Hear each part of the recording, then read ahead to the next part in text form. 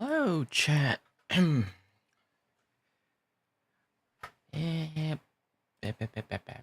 Hello, chat. Okay. What happened to my glasses? I put it on before the stream.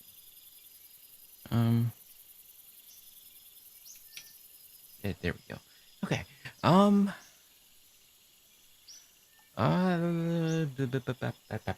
Okay.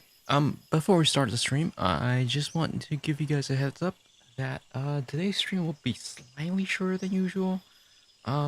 Usually I stream for at least 3-4 hours for the long drive, but I have something to tend to in about 2.5 hours. So yeah, today's stream will be a little bit shorter than usual. Kinda sad I baked my chicken instead of air fried it. Yeah, well, too late now. Okay, where were we last time? It's been a while. Last time we streamed was like May 31st or something. Which is exactly the name of the save. There we go.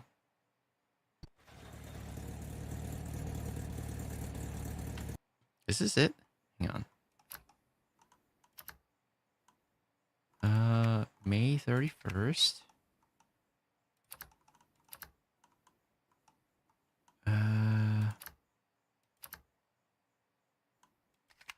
Is it? Hang on. I think it's this one, right? Load save. Okay, never mind. Yeah, we are in the right save. Okay. Oh boy. Okay, let me grab my third candy. So, chat, the weather here is not looking great today. In fact, it might be terrible until like next Monday or something. I was thinking of like going into the city and whatnot for the weekend, but I guess that won't be happening. Okay. So, last time we left off at the beginning of chapter 3, which is processes and jobs. Okay, so protected processes. In the Windows security model, any process running with a token containing the debug privilege, such as an administrator's account. By the way, you can change an account's whether or not they can obtain a privilege in SecVol. So for example, debug privilege, you can actually turn that off if you don't want anything to have debug privilege. Debug privilege is like super powerful in Windows. You can use it to get, I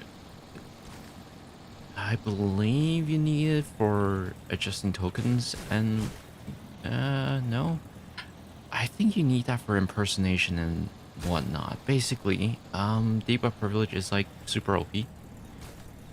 Don't just, but by default, any administrator that asks for the debug privilege will be able to get it. We only got rain till Monday, then it's sunny. I mean, it's about the same, but like, you know, the typhoon's coming soon.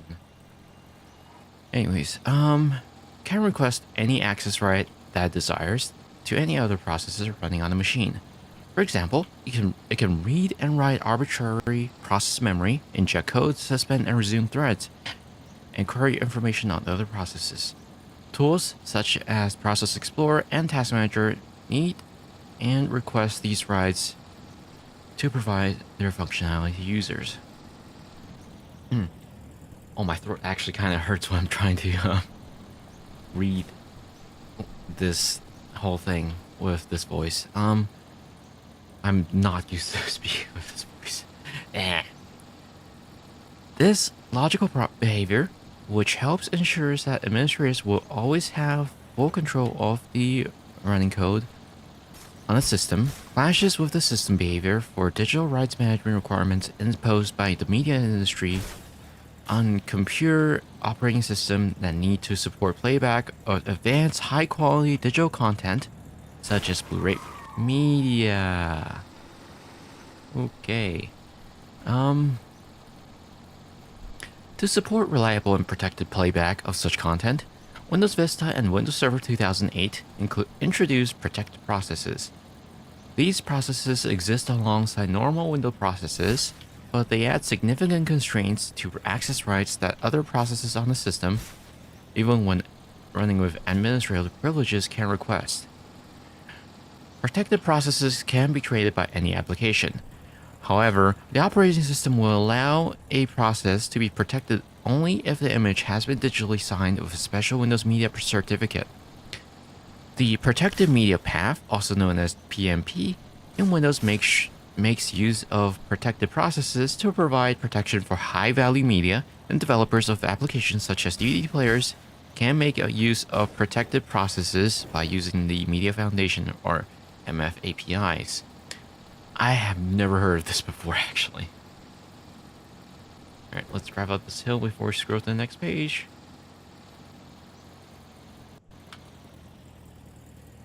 The audio graph devices, audiodg.exe, is a protected process because protected music... Okay. Nice flip. Multiple flips. Oh. Okay, at least we didn't lose any parts. Okay. Is a protected process because protected music content can be decoded through it. Related to this is Media Foundation Protected Pipelines, or mfpmp.exe. I've seen audiodg.exe a lot, never the latter. Which is also a protected process for similar reasons. It does not run by default. Oh. Okay, our trunk didn't pop off this time. But, our door did. Interesting.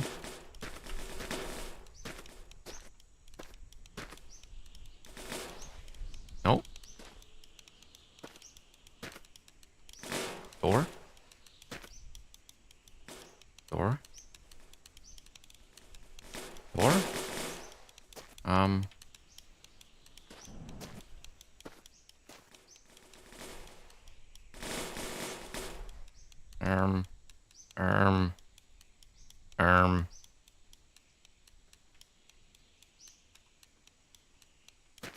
How do I put that on there? Hang on. It's not showing the icon. Normally for something to be attached to the car, it needs to have the wrench icon.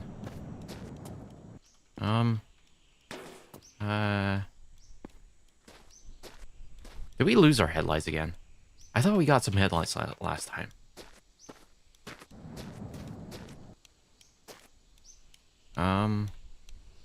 Hello? Door? Door? Can I... What? Hang on. See, normally it's supposed... Yeah. It's supposed to show that. Oh.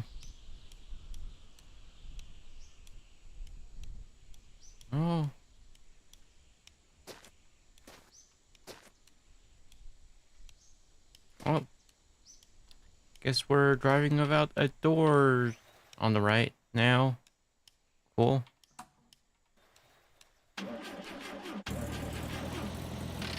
Okay. Similarly, the Windows Error Reporting, or WER, discussed in Chapter 8, Part 2, client process.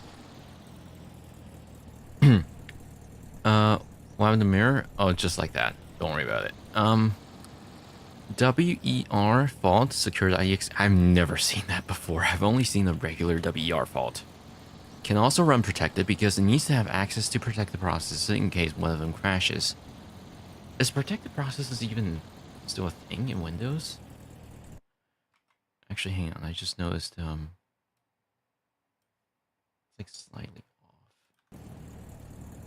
The window for there we go. Okay. Yeah, I think that's one of the reasons why I never seen WR secure.exe. I guess it's because I don't see protected processes very often. I mean, like outside of LSAS, ASS, of course, but like that's in its own protected thing and related to this, I think. Because it needs to have access to protected processes in case one of them crashes. Finally, the system process itself is protected because of some decryption information is generated by the ksecdd.sys and stored in its user mode memory. The system process is also protected to protect the integrity of all kernel handles because the system process handle table contains all the kernel handles on the system. Since the other drivers may also sometimes map memory inside the user mode address space of the system process, such as code integrity certificate and catalog data, is yet another reason to for keeping the process protected. At kernel level, support for protected processes is twofold. First, the bulk of process creation occurs in kernel mode to avoid injection attacks. The flow for both protected and serial process creation is described in detail in the next section. Second, protected processes and their extended cousin, Protected Process Lite, described in the next section, have special bits set in their eProcess structure that modify the behavior of their security-related routines and the process manager to deny certain access rights that would normally be granted to administrators. In fact, the only access rights that are granted for protected processes are process query and set limited information, process terminate, and process suspend resume. Certain access rights are also disabled for threads running inside protected processes. We'll look at those access rights in Chapter 4 in section Thread Internals. Because Process Explorer uses standard user mode Windows API to query user information, to query information on process internals, is unable to perform certain operations on such processes.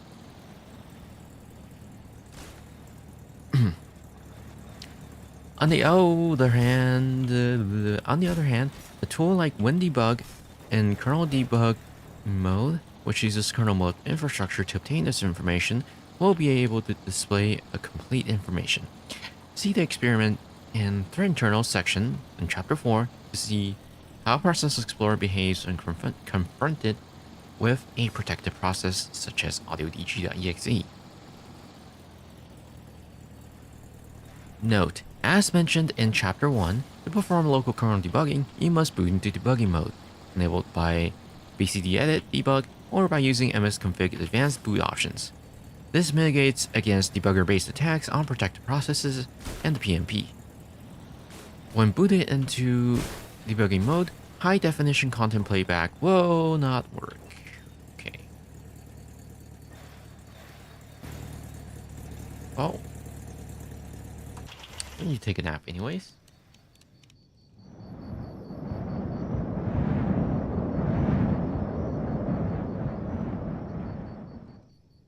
Oh.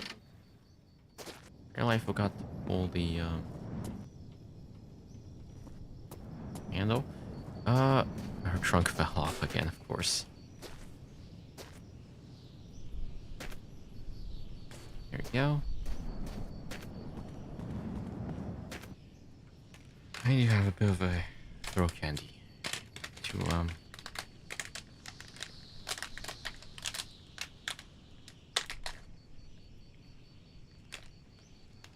better pace myself.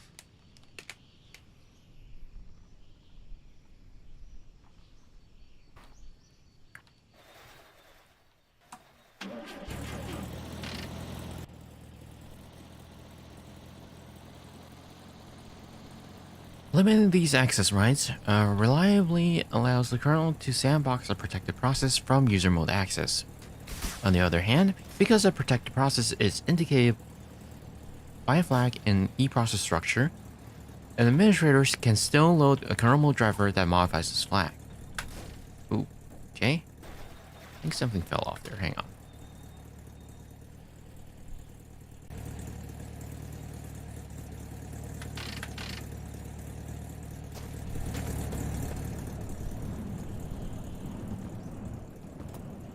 However, this will be a violation in the PMP model, and is considered malicious. And such a driver will likely eventually be blocked from loading on a 64-bit system. Can I put this on? Sure. There we go.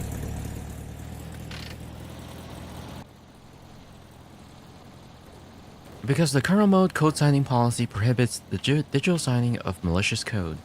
Additionally, kernel mode patch protection, known as patch card described in Chapter 7, as well as protected environment and authentication driver, PEAuth-SYS, will recognize and report such attempts.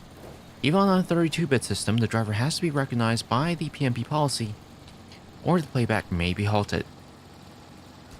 This policy is implemented by Microsoft and not by any kernel detection. This block would require manual action from Microsoft to identify a signature as malicious and update the kernel. Protected Process Light, PPL. This is a lot more common than actual protected process from my scene. PPL is mentioned a lot more. As we just saw, the original model for protected processes focused on DRM based content. Starting with Windows 8.1 and Windows Server 2012 R2, an extension to the protected process model was introduced, called Protected Process Light, also known as PPL. PPLs are protected in the same sense as classic protected processes. User mode code, even running with elevated privileges, cannot penetrate these processes by injecting threads or obtain detailed information about low DLLs. However, the PPL models adds an additional dimension to the quality of being protected: attribute values.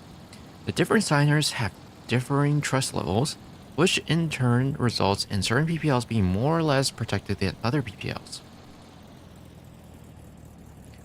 Because DRM evolved from merely multimedia DRM to also Windows licensing DRM, we will take the left. And Windows Store DRM, standard protected processes are now differentiated based on the signer value. Finally, the various recognized signers also define which access rights are denied to lesser protected processes. For example, normally the only access masks allowed are process query, set limited information, and process suspend, resume. Process terminate is not allowed for certain PPL signers. Table 3-1 shows the legal values for the protection flag stored in the eProcess structure. So there's system, WinTCB, WinTCB Lite, Windows, Windows Lite, LSA Lite, Anti-Malware Lite, Authenticode, Authenticode Lite, and none. Ooh, nice flip. I'm always grateful when nothing pops off. As shown in Table 3-1, there are several signers defined, from high to low power. WinSystem is the highest priority signer and used for system processes, and minimal processes such as memory compression processes. For usable processes, WinTCB, also known as Windows Trusted Computer Base, is the highest priority signer and leveraged to protect critical processes that the kernel has intimate knowledge of, and might reduce its security boundary toward when interpreting the power of a process. keep in mind that first, protected processes always trump PPLs, and the higher value signers processes have access to the lower one, but not vice versa. Table 3-2 shows the signer levels. Higher values denote which signer is more powerful, and some examples of their usage. We can dump these in the debugger with the PS protected signer type. Hello, Rin. Thank you for the 13-month. Jeez, 13-month? Hello. Right. So there's Win System, WinTCB, Windows, LSA, anti-malware, CodeGen, Authenticode, and none. I actually thought LSA would be higher. Interesting. Take the right. At this point, you may be wondering what prohibits a malicious process from claiming it is a protected process and shielding itself from anti-malware applications. Because Windows Media DRM certificate is no longer necessary to run as protected process, Microsoft extends its code integrity module to understand two enhanced key usage, or EKU, OIDs that can be encoded in the digital signing certificate. Those two numbers, once one of these EKUs is present, hard-coded signers and issuer strings in their certificate combined with additional possible EKUs are then associated with the various protected signer values. For example, the Microsoft Windows issuer can grant the PS protected signer Windows protected signer value, but only if the EKU for Windows system component verification, that long number, is also present. As an example, figure 3-7 shows the certificate for SMSS.exe, which is permitted to run as WinTCB Lite. Finally, note that the protection level of a process also impacts which DLL is. Finally, note that the protection level of a process also impacts which DLLs it will be allowed to load. Otherwise, either through a logic bug or a simple file replacement or plating, a legitimate protected process can be coerced into loading a third-party or malicious binary. Hang on.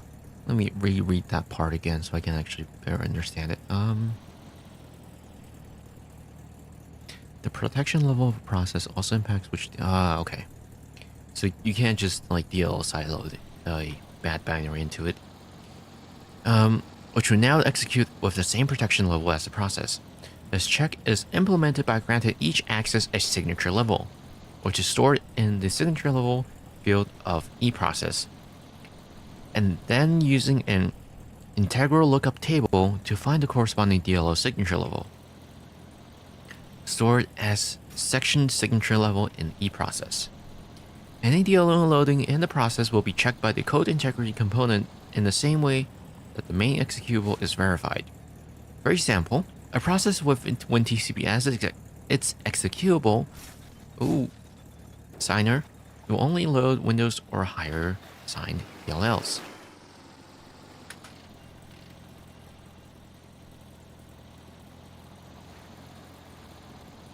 Okay. We haven't seen any, yeah, there is enhanced key usage. EKUs. I never actually paid attention to that part. I need to take a look at that more closely next time. We haven't seen any structures today yet. On Windows 10 and Windows Server 2016, the following processes are PPL signed with WinTCB Lite, SMSS, CSRSS, services, and WinNet. LSASS is running as PPL on ARM-based Windows such as Windows 10 Mobile, and can be run as PPL on x86, x64, if configured as such by registry settings or by policy. See Chapter 7 for this information. I believe it is running as... I believe it is running with PPL as default. Starting from certain Windows 10 versions or 11, I'm not sure. But I'm pretty sure it is by default on running with PPL. on Windows 11. I'm not entirely sure if that is correct. Someone will have to fact check that. Additionally, certain services are configured to run as Windows PPL or protected processes, such as SPPS SBC, also known as Software Protection Platform.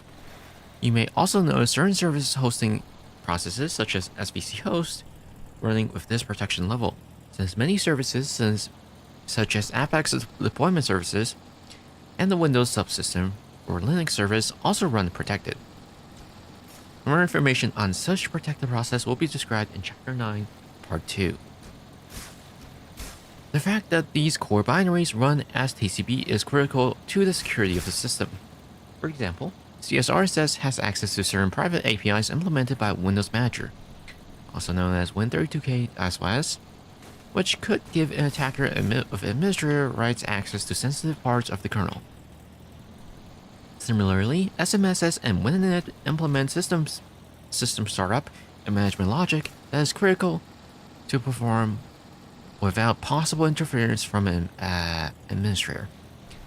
Windows guarantees that these binaries will always run as WinTCP Lite, such that, for example, it is not possible for someone to launch them without specifying the correct process protection level in the process attributes when calling create process.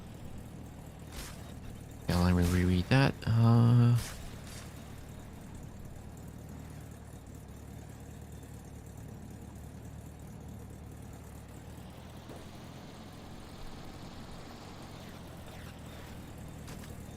Right, okay.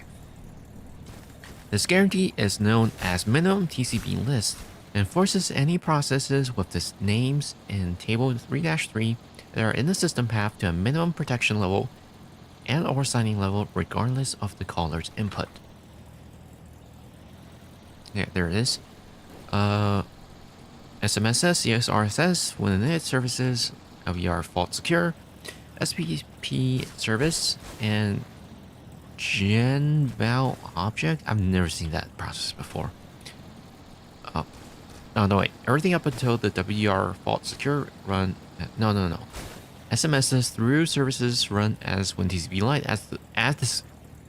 as described earlier, and WR fault secure run as full WinTCP, and SPP service and GenEval object run as Windows full, and minimum signature level for LSS, ASS, user init, when log on and auto check run with SE signing level Windows. The last of which only runs on UEFI firmware system. Experiment. Viewing protected processes in Process Explorer. In this experiment, we'll look at how Process Explorer shows protected processes of either type. Run Process Explorer and select Protection checkbox in the Process Image tab to view the protection column. Now sort by the protection column in descending order and scroll to the top. You should see all protected processes with their protection type. Here's a screenshot on the Win 10 x64 machine. Can I see the same thing on System Informer? Hang on.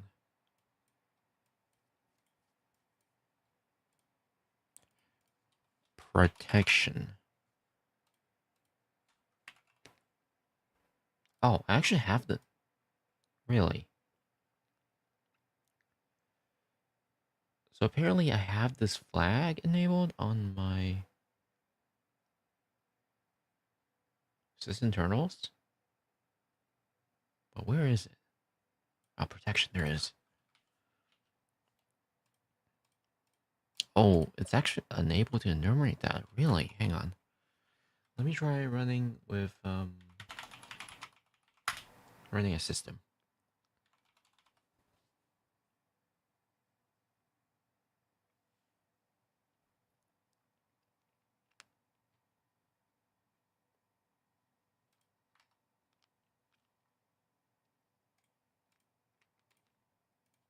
Check again. Protection. Oh. Oh, it's actually... Oh, there it is. Oh, I did not know that. Okay, interesting. I'll take a screenshot so you guys can see.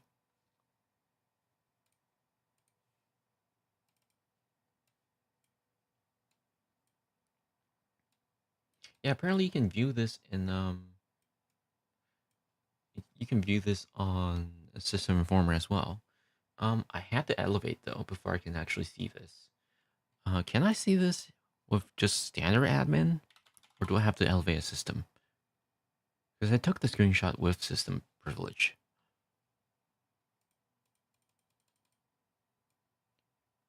Oh yeah, no, you can definitely see this. Well, not everything. Actually, there is interesting. There is a slight difference.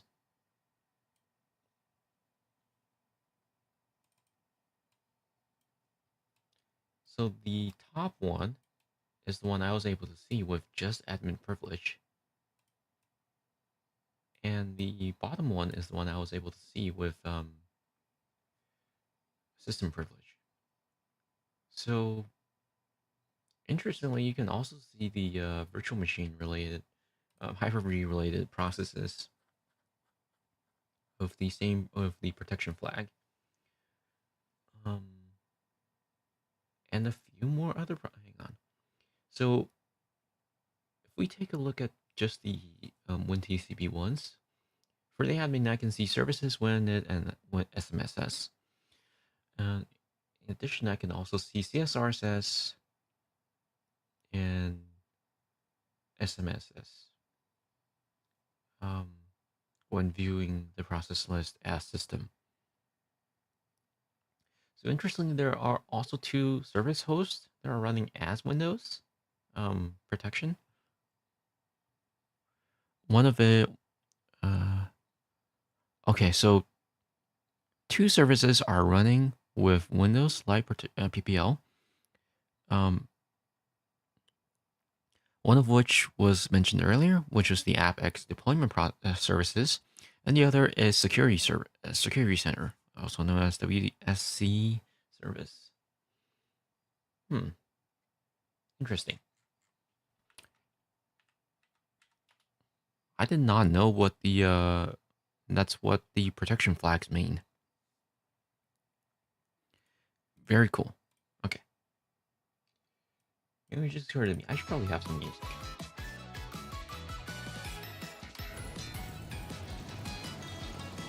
So it's not entirely silent, it's just me. Let me know if the music volume's okay. If you select a protected process and look at the lower part when configured to view DLLs, you'll see nothing. That's because Process Explorer uses user mode APIs to query the loaded modules, and that requires access that is not granted for accessing protected processes. The notable exception is the system process, which is protected, but Process Explorer instead shows the list of loaded kernel modules, mostly drivers, since there are no DLLs in the system process. In system processes. This is done using the enum device drivers API, which is a system API that does not require a process handle. If you switch to handle view, you'll see a complete handle information. The reason is similar. Process Explorer uses an undocumented API that returns all handles on the system, which does not require a specific user process handle. Process Explorer can identify the process simply because the information returns the PID associated with each handle.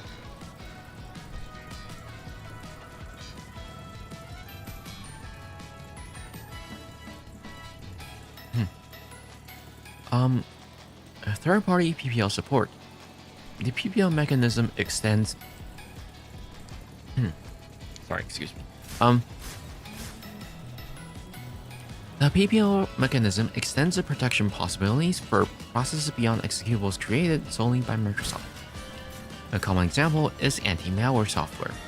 A typical anti-malware product consists of 3 components: a kernel driver that intercepts IO requests to the file system and/or the network, and implements blocking capabilities using objects, process, and thread callbacks. A user mode service, typically run under a privileged account, that configures the driver's policy, receive notification from the driver regarding interesting events. For example, infect a file and may communicate with a local server or the internet.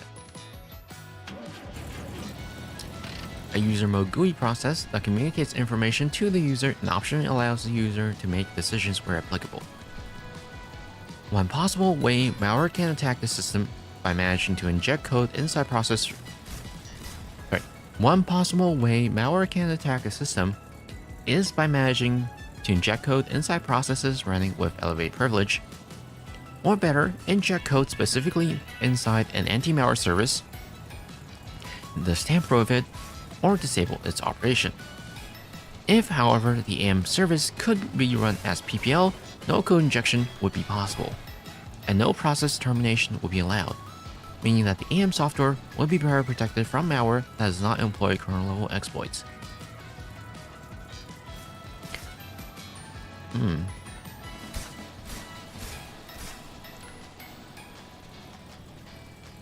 To enable this use, the AM kernel driver described above needs to have corresponding early launch anti-malware driver, or also known as ELAM.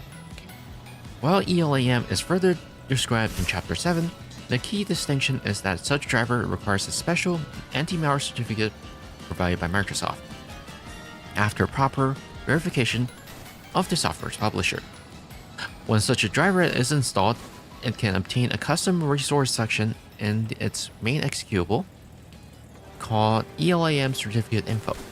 This section can describe 3 additional signers identified by their public key, each having up to 3 additional EKUs identified by the OIDs.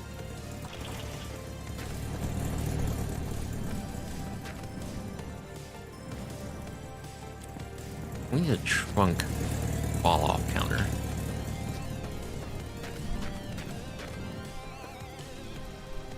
Yeah, mirror too.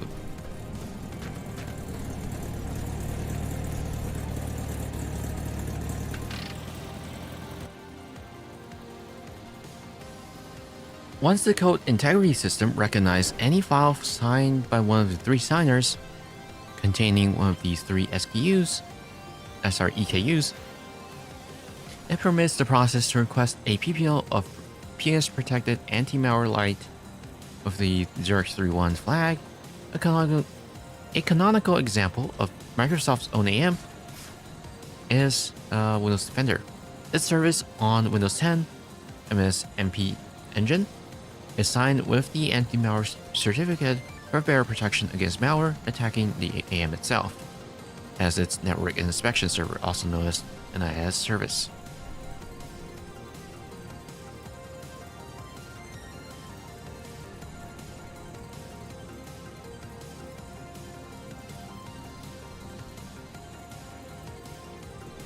Surface silence there. I was thinking,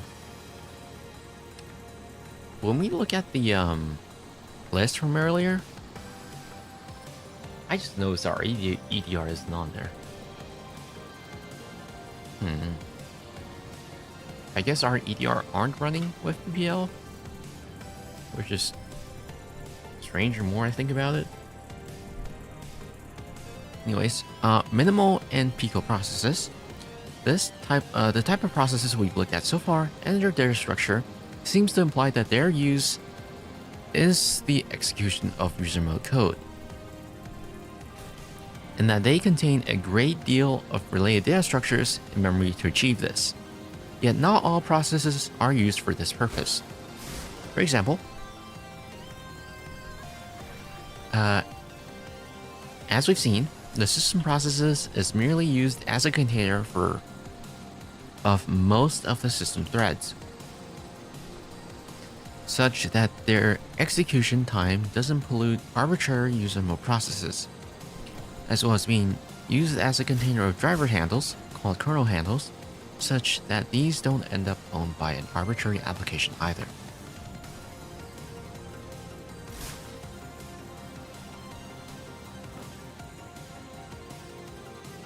Minimal processes. When a specific flag is given to the NT-create process EX function, the caller is kernel mode, The function behaves slightly differently and causes the execution of the PS create minimal process API.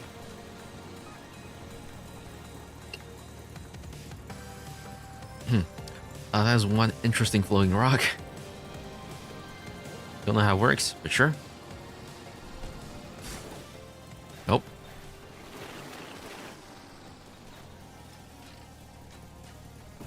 I managed to freak out the physics there by being stuck on this rock.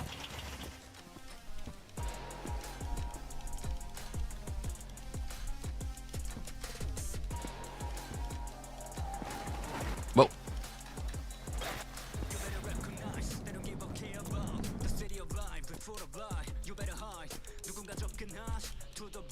That was music.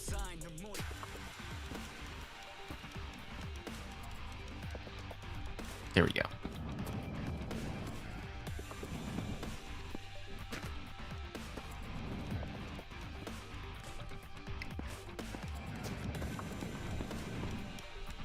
Say, how are we doing on engine? We're doing fine.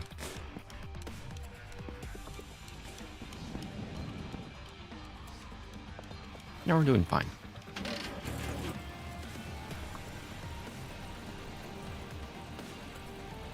System processes are merely used as a container of most of system threads, such as that their execution time doesn't pollute arbitrary user remote processes, as well as being used as container drivers, what kernel handles. Yeah, I know I read that earlier.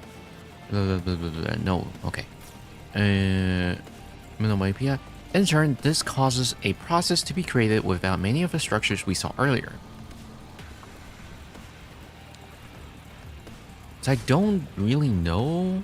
I don't believe I've ever seen a minimal process in action.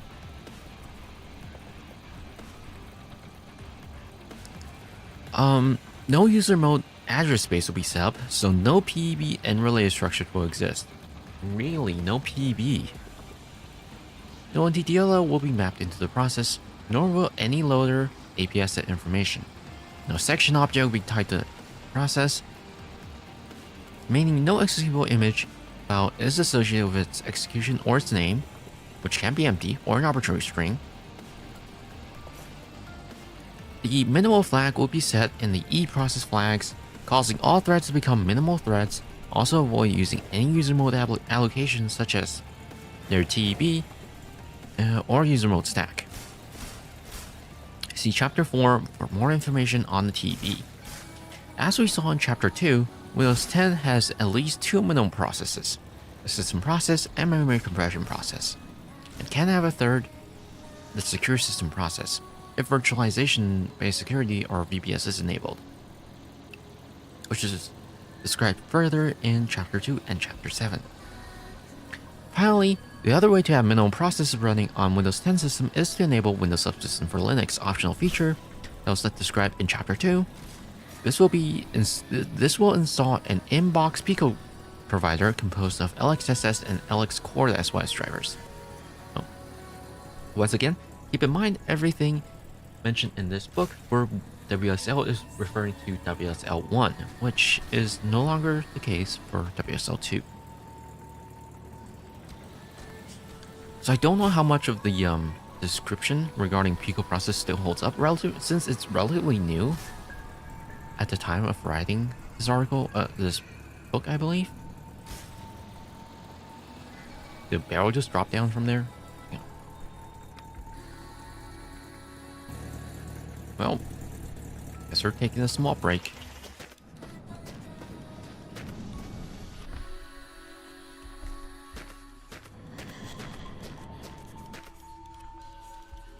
Can we install this?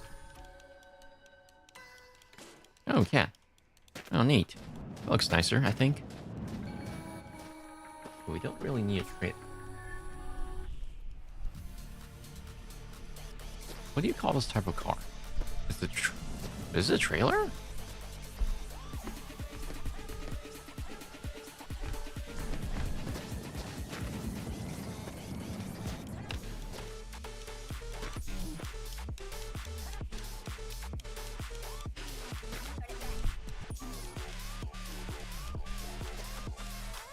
Is that a truck? Maybe? I don't know. But it's a truck.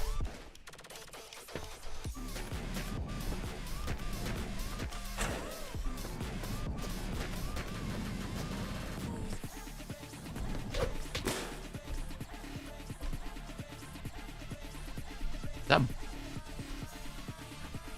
Nope. I messed up the camera again. God damn it. Hang on, let me reload.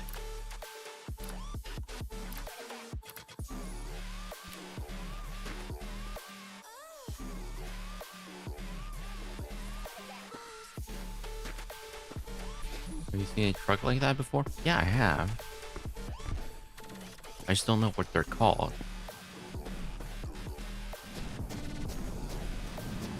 Or how it's pronounced, apparently.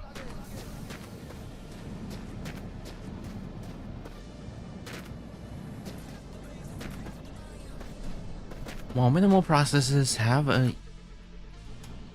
Ooh. Okay, I'm pretty sure if I jump down there, I won't be able to get out. Oh, hello. Time to kill schizos. Yep. Yep, goodbye.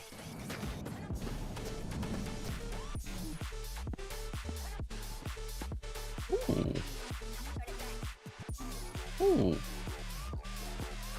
Oh, I can't use this as... I can't use this as a weapon? That's lame.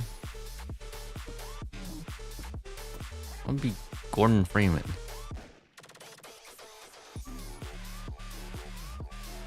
I can't use it as a weapon. God damn it.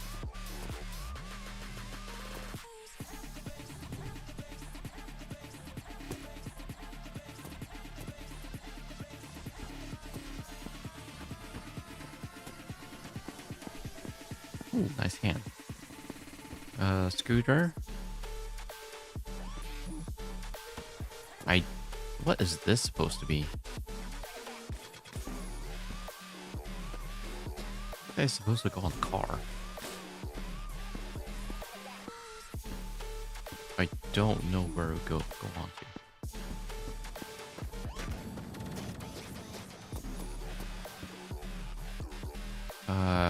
Whatever this is, I think that's supposed to be for a scooter, right?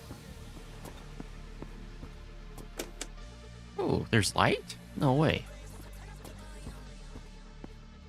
Advanced.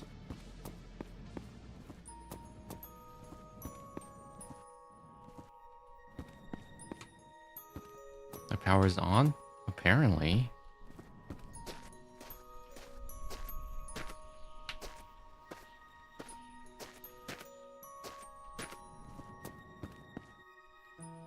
So I was thinking.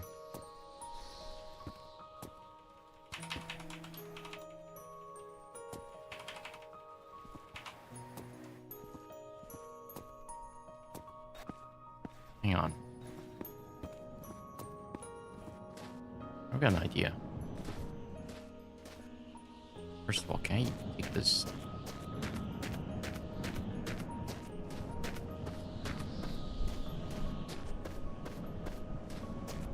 Take the trailer so you can lose everything you put in it, because physics.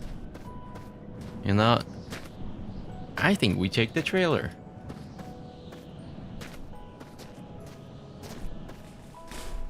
Can I put this on? No. No. Okay, fine.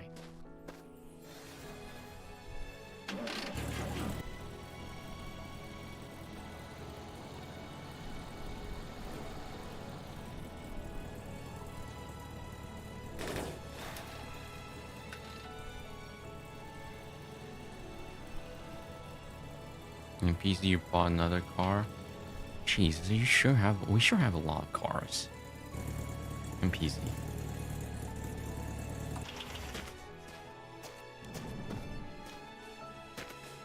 Let's just go on here. No? Okay.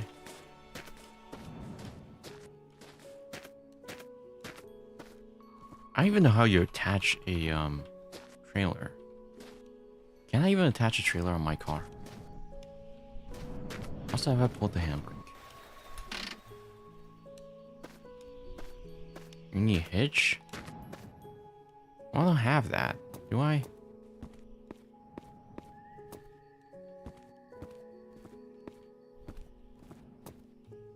Well, guess not.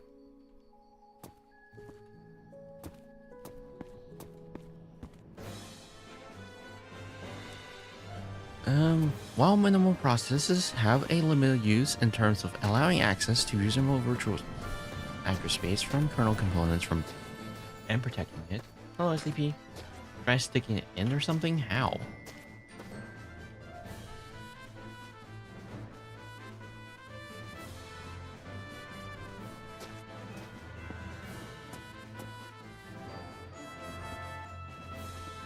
Chicken jockey. I don't understand. Well, either way, we're taking a nap. Maybe he needs tire first? I don't think that's the case. Like, sure, we could get the tires on, but I don't think that's gonna help. Actually, how do can I even remove the tire from here? Oh, I can't.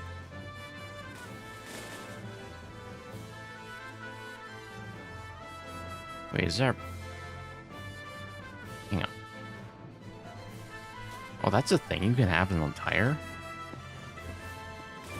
Do you think this tire goes on my car?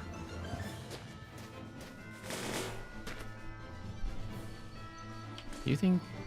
Ooh, sick.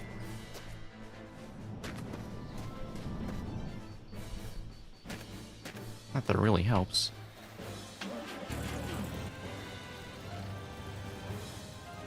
Oh. Guess we're not taking the trailer with us. Right. While minimal processes have limited use in terms of allowing access to user mode virtual address space from kernel components and protecting it, Pico processes take on a more important role by permitting a special component called a Pico provider to control most aspects of their execution from an operating system perspective. This level of control ultimately allows such a provider to emulate the behavior of a completely different operating system kernel, without the underlying user mode binary being aware that it's running on a Windows-based operating system. This is essentially an implementation of the Drawbridge project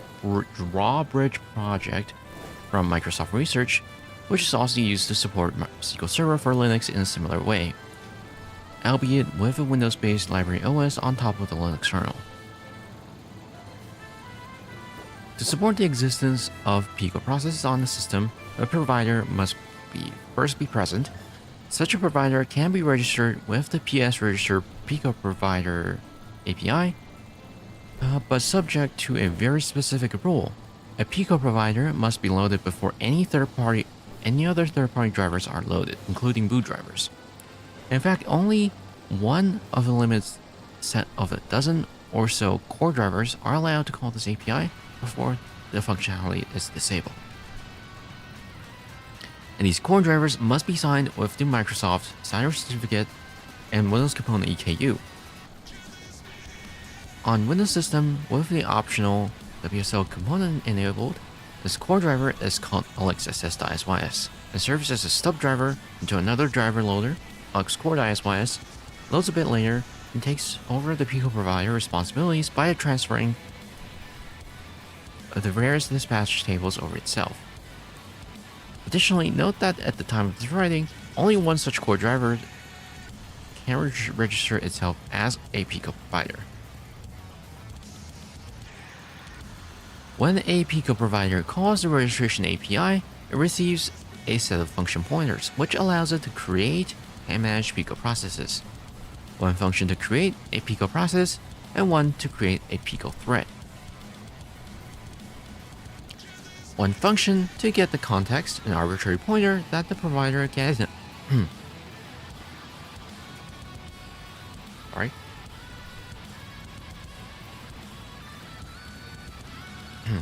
One function to get the context, an arbitrary pointer that the provider can use to store specific data of a Pico process. One to set it, and another pair of functions to do the same for Pico threads.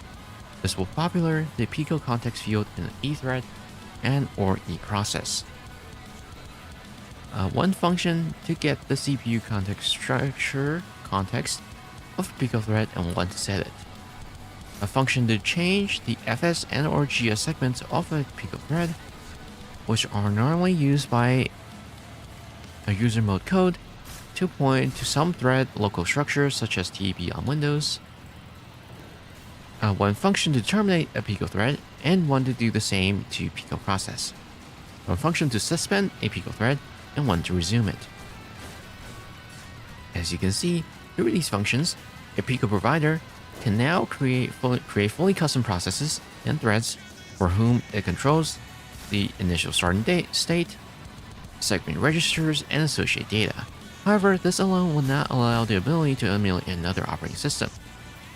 A second set of function pointers is transferred, this time from the provider to the kernel, which serves as a callback whenever certain activities of interest will be performed by a Pico thread or process. A callback whenever Pico thread makes a system call using syscall instruction. A callback whenever an exception is raised from Pico thread. A callback whenever a fault during a probe and lock operation on a memory descriptor list or MDL occurs inside a Pico thread. A callback whenever a caller is requesting the name of a Pico process. A callback whenever event tracing for Windows, ETW, is requesting the user mode stack trace of Pico process. A callback whenever an application attempts to open a handle to the Pico process or Pico thread. Callback whenever someone requests the termination of a Pico process. A callback whenever Pico thread or Pico process terminates unexpectedly. Additionally, a Pico provider also leverages kernel patch protection, also known as KPP, described in Chapter 7. To both protect its callbacks and system calls, as well as to prevent fraudulent or malicious Pico providers from registering on top of a legitimate Pico provider. Now becomes clear that such an unparalleled access to any possible user kernel transition to or visible kernel user interactions between a Pico process thread and the world, it can be fully encapsulated by a Pico provider and relevant user mode libraries to wrap a completely different kernel implementation that of Windows, with some exceptions of course, as thread scheduling rules and memory management rules and such as commit still apply. Correctly written applications are not supposed to be sensitive to such internal algorithms, as they are subject to change even within the operating system they normally execute on. Therefore, Pico providers are essentially custom-written kernel modules that implement the necessary callbacks to respond to the list of possible events shown earlier that a Pico process can cause to arise. This is how WSL is capable of running unmodified Linux ELF binaries in user mode, limited only by the completeness of its system call emulation and related functionality. To complete the picture on regular NT processes versus Pico processes, we present Figure 3-8 showing the different structures for each. So you can see NT process has everything like a regular PB, TB, you share user data, and NTDLL loaded, and then everything gets sent to the executive and the kernel. Minimal process just does syscalls to the kernel with no other stuff attached. Pico process doesn't really go straight to the kernel, it goes to the Pico provider. So I'll be honest, this entire section kind of flies over my head. Mainly because I don't know if anything else runs as Pico providers outside of WSL 1.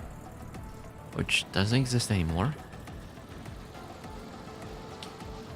Okay. Oh, I need a sip of water. Whew. Trust-led secure processes.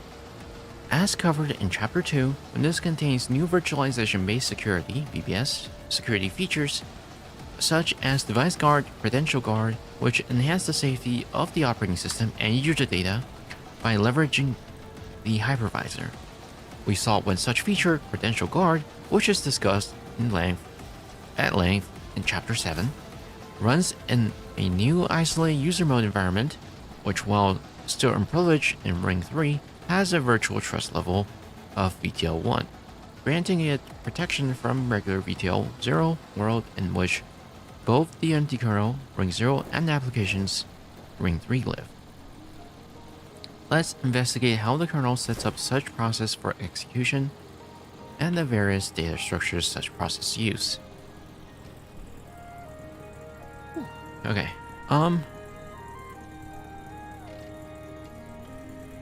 before we go on, I'd like to take a tiny little break. Now, I'm not gonna switch to BRB because there's something I want to do real quick.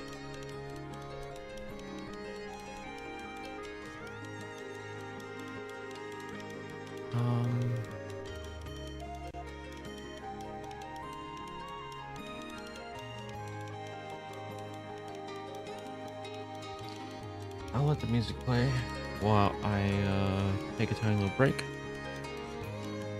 During this break, I want to set up I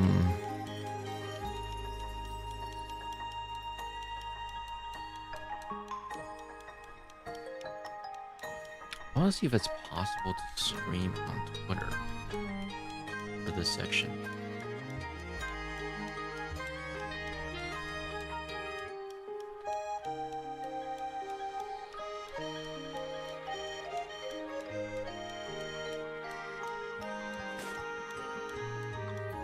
I should probably get that.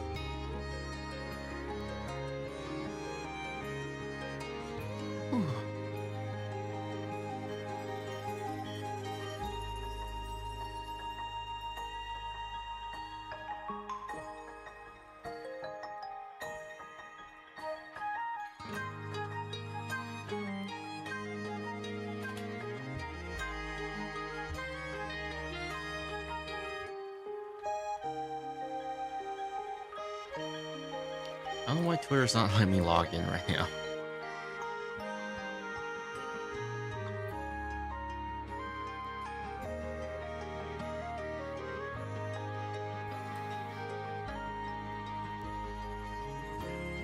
Nope, there we go.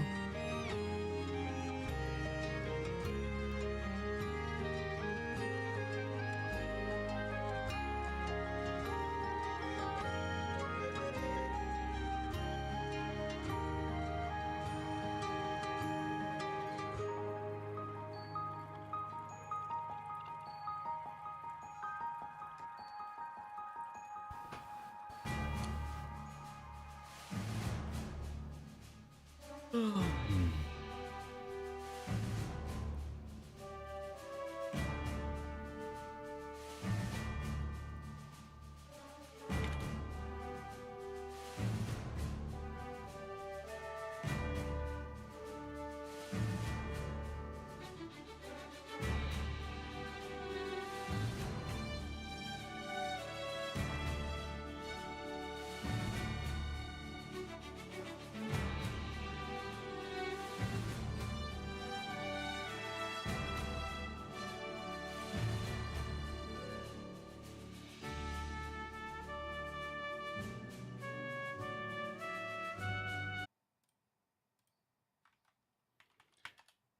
Oh, I'm back.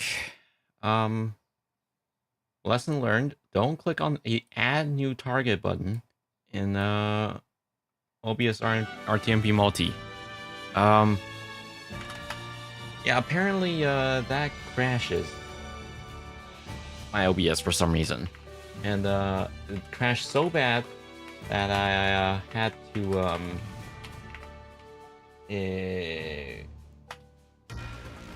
to reboot my computer. Great.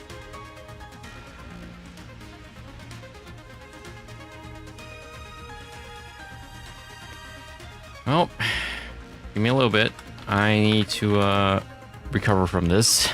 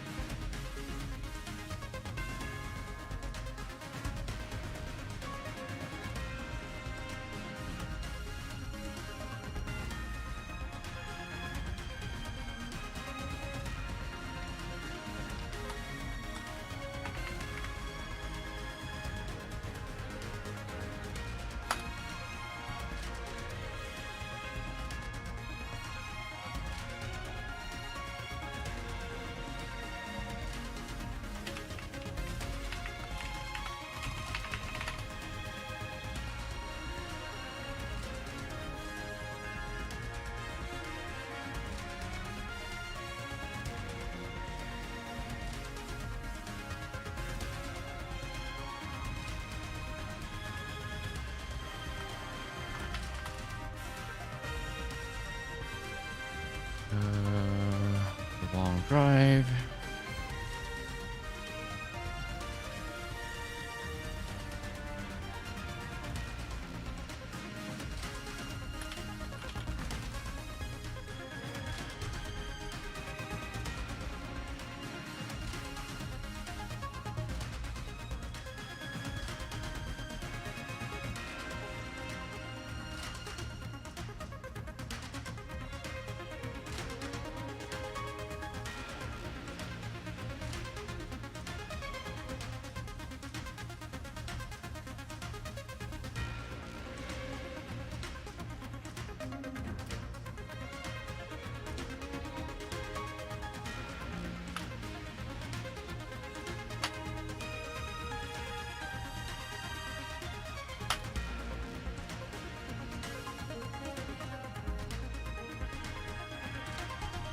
You know, it just occurred to me, did I save?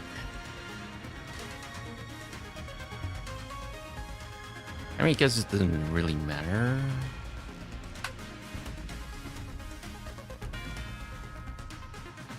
What was the last all save? Ah, that's fine. That was like 10 minutes ago, but that's fine. It's not that much of progress loss. I probably should have saved before I rebooted my computer, though.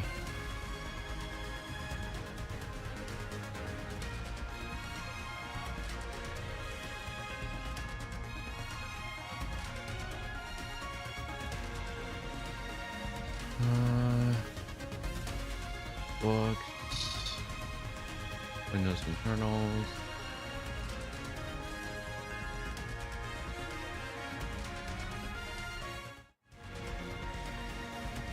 Oh, that chapter 3.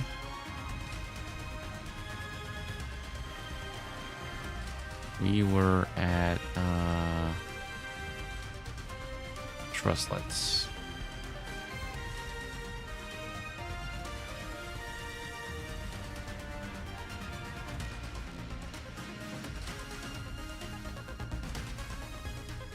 Okay.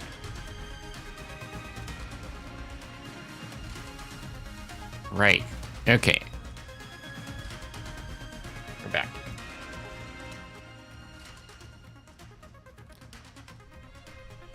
Okay.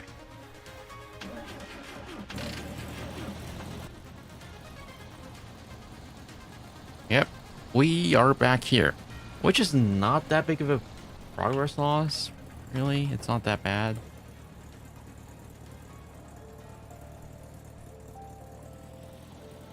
Okay.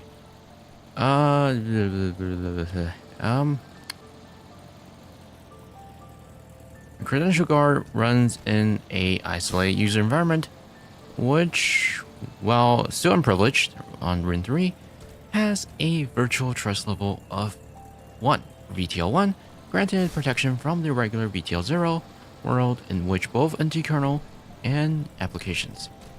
Let's investigate how the kernel sets up such processes for execution and the various data structures such processes use.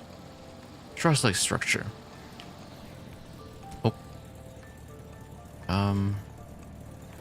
To begin with, although trustlets are regular Windows PE, they contain some IUM-specific properties. They can import only from a limited set of Windows system DLLs, C, C++ runtime, kernel base, ADB API, RPC runtime, CNG base crypto. CNG stands for Crypto Next Gen, I believe. And then TDLO, due to the restricted number of system calls that are available to trustlets.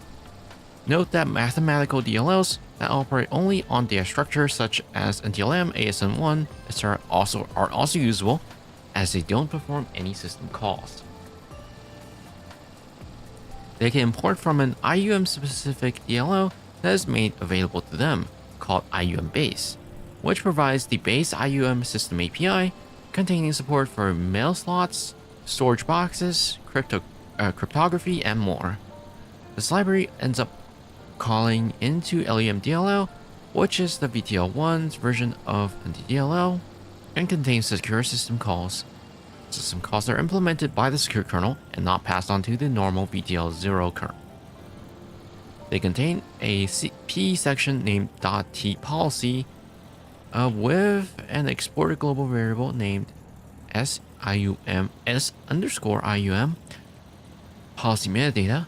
This serves as metadata for the secure kernel to implement policy settings around permitting VTL0 access to the trustlet, such as allowing debugging, crash dump support, etc. They're signed with a certificate that contains the isolated user mode EKU, the one ending with 3.37. Figure 3-9 shows the certificate data for LSA ISO, showing its IUM EKU. Additionally, trustlets must be launched by using a specific process attribute when using create process, both to create their execution in IUM as well as to specify launch properties. We'll describe both the policy metadata and process attributes in the following sections.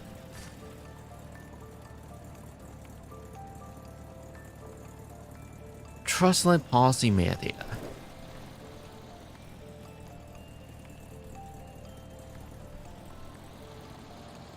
Can I take a shortcut here? The policy metadata includes various options for configuring how quote-unquote accessible the trustlets will be from VTL0. It is described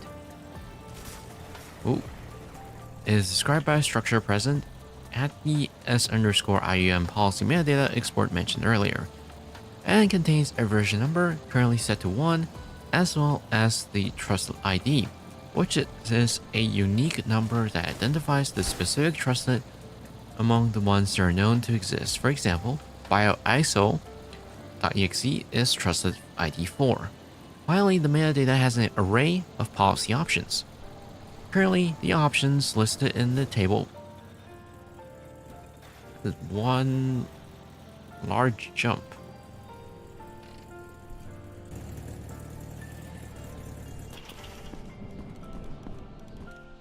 Apparently that fell off.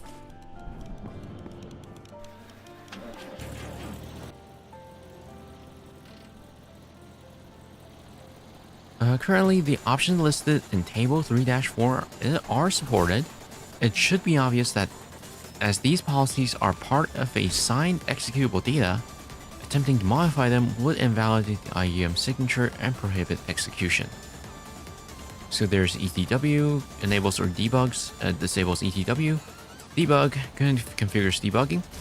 The debug can be enabled at all times, only when secure boot is disabled or using on-demand challenge response mechanism. Crash dump enables or disables crash dump. Crash dump key specifies public key for encrypting crash dump. Dumps can only be submitted to the Microsoft product team, which has the private key for decryption. Crash dump UID specifies the identifier for crash dump key. This allows multiple keys to be used and identified by the product team. Parent security descriptor, SDDO format, is used to validate that the owner parent process. This is used to validate that the owner parent process is expected. Same thing for security descriptor revision. There's also SVN security revision. This is a unique version number. This is a unique number that can be used by a trustlet along its identity when encrypting AES-256 and GCM messages. Device ID, a secure device PCI identifier. The trustlet can only communicate with a secure device whose PCI ID matches. Capability enables powerful VTL1 capabilities. This enables access to the Create Secure Section API, DMA, and user mode MMIO access to secure devices and secure storage APIs. Scenario ID specifies the scenario ID for this binary. Encoded as a GUID, this must be specified by the trustlets when creating secure image section to ensure it is for a known scenario. Trustlet attributes. Launching a trustlet requires the correct usage of the PSCP secure process attribute, which is first used to authenticate that the caller truly wants to create a trustlet, as well as to verify that the trustlet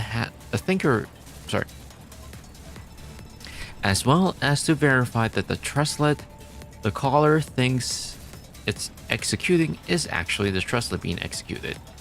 This is done by embedding a trustlet identifier in the attribute, which must match the trustlet ID contained in the policy metadata.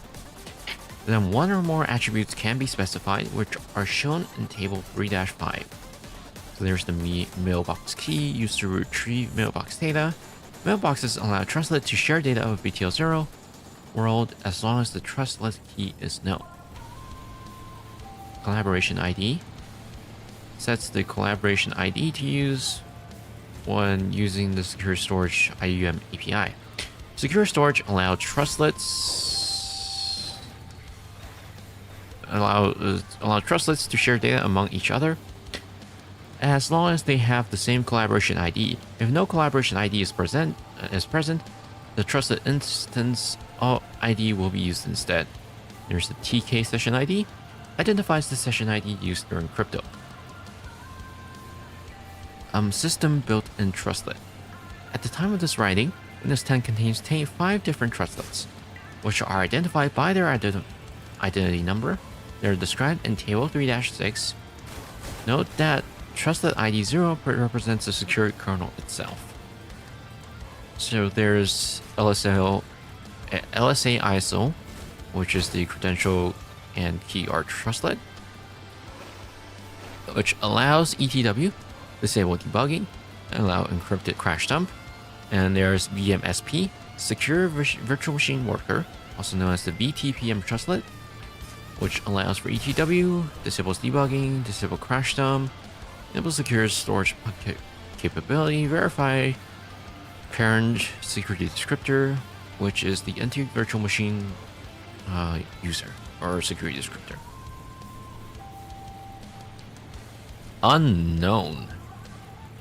Why would it be unknown if the book is from Microsoft? VTPM. Wait, no. It doesn't have. I guess it doesn't have a binary name or something, because the description says VTPM enrollment trustlet. Policy options unknown.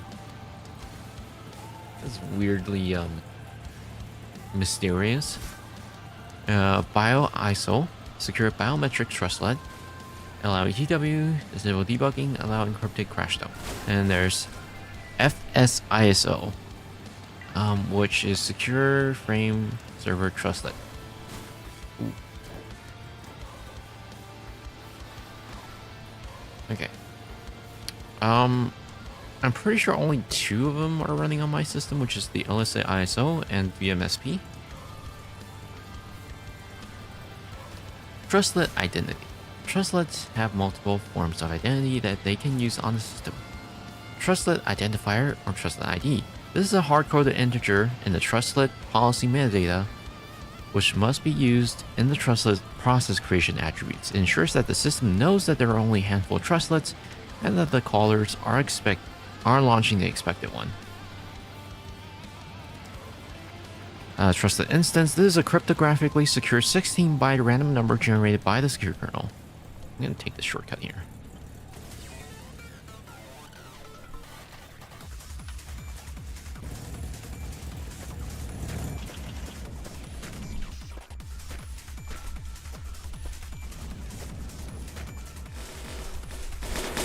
Why did the engine shut off on its own?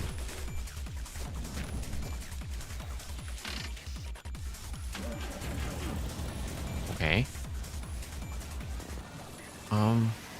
Where was I? Randomly without the use of collaboration ID, the trusted instance is what's used to guarantee the secure storage APIs will only allow one instance of this trustlet to get or put data into its storage block. Collaboration ID. This is when used when a trustlet would like to allow other trustlets with the same ID or other instance of the same trustlet to share access to the same secure storage block. When this ID is present, the instance ID of the trustlet will be ignored when calling the get or put APIs. Security revision, also known as SVN. This is used when the trustlets require strong cryptographic proof of provenance of signed or encrypted data. It is used when encrypting AES-256. I'm just going to take a shortcut here. Or GCM data by the credential and keyguard. Also used by the cryptograph or port service. Scenario ID. Okay. Oh, we lost the trunk again. And the mirror. You know what? I wasn't using that mirror anyways. So it's fine.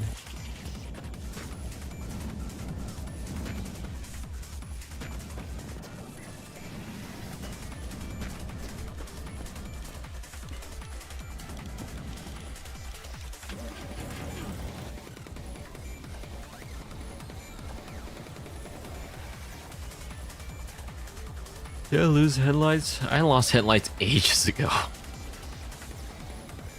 We mentioned that earlier. Yeah. No headlights. 07. Scenario ID. This is used for trustlet that create named or identity-based secure kernel objects, such as secure sections. This GUID validates that the trustlet is creating such objects as part of the predetermined scenario by tagging them in namespace with this GUID. As such, other trustlets wishing to open the same named object would thus have to be the same scenario ID. Note that no more than one security ID, a scenario ID, can actually be present. But no trustlets... Note that more than one scenario ID can actually be present, but no trustlets currently use more than one. Okay.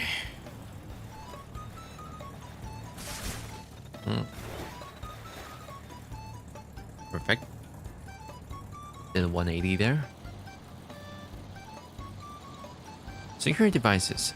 IUM creates secure devices. The benefits of running as a trustlet. Ooh. Okay. Okay. Okay. Okay. That is one bouncy car.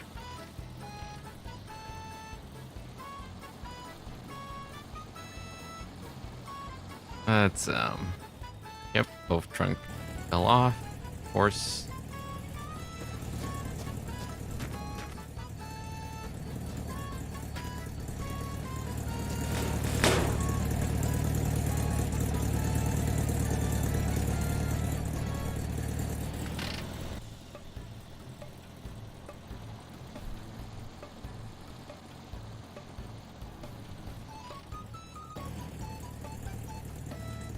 Appropriately themed music playing in the background there.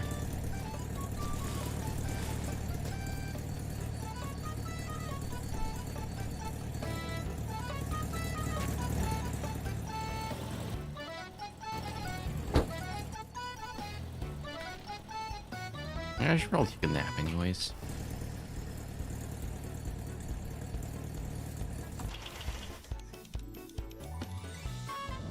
The benefits of running as trustlets not only include protections from attacks from the normal world, also known as VTL0, but also access to privilege and protected secure system calls that are only offered by the secure kernel to the trustlets. These include the following services.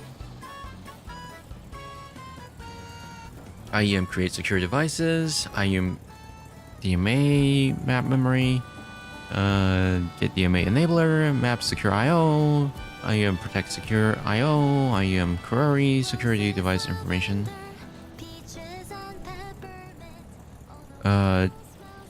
query secure device information, unmap secure IO, update secure device state. These provide a secure ACPI. These provide access to secure ACPI and/or PCI devices, which cannot be accessed from VTL0 and are exclusively owned by the secure kernel. Auxiliary secure HAL and secure PCI devices. And we have collected a lot of cacti pieces at the front. Trustlets with the relevant capabilities, see trustlet policy metadata section earlier mentioned in this chapter, can map the registers of such a device in VTL1 IUM, as well as potentially perform direct memory access or DMA transfers. Additionally, trustlets can serve as user mode device drivers for such hardware by using the Secure Device Framework SDF located in SDF host.dll. This functionality is leveraged for secure biometrics for Windows Hello, such as secure USB smart card over PCI, or webcam or fingerprint sensors over ACPI. Ooh. Okay. Oh.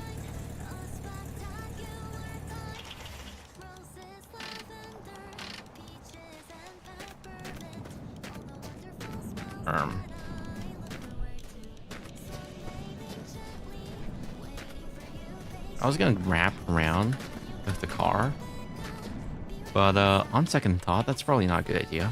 I'm probably gonna lose track of where the car is headed.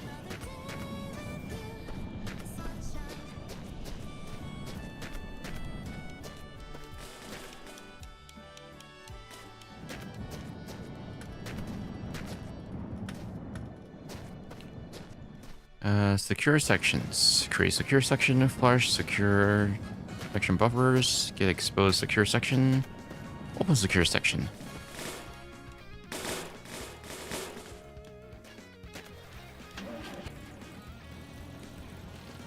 These provide the ability to both share physical pages with the VTL0 driver, which we use VSL create section, create secure section through exposed secure sections, as well as share data solely within VTL1 as named secure sections, leveraging the identity-based mechanism as described earlier in the trustlet identity section. With other trustlets or other instances of the same trustlet. Trustlets requires the secure section capability described in the trustlet policy metadata section to use these features. Mailbox, IUM post mailbox. This enables a trustlet to share up to 8 slots of about up to 4 kilobytes of data with a component in the normal VTL0 kernel, which can call VSL retrieve mailbox, passing in the slot identifier and the secret mailbox key. For example, vid.sys in VTL0 uses this to retrieve various secrets used by the VTPM feature from the VMSP trustlet. Identity keys, or get IDK, I don't know. This allows the trustlet to obtain either a unique identifier and decryption key or a silent key. This key material is unique to the machine and can be only obtained from a trustlet. It is an essential part of credential guard feature to uniquely authenticate the machine, and the credentials are coming in from IUM.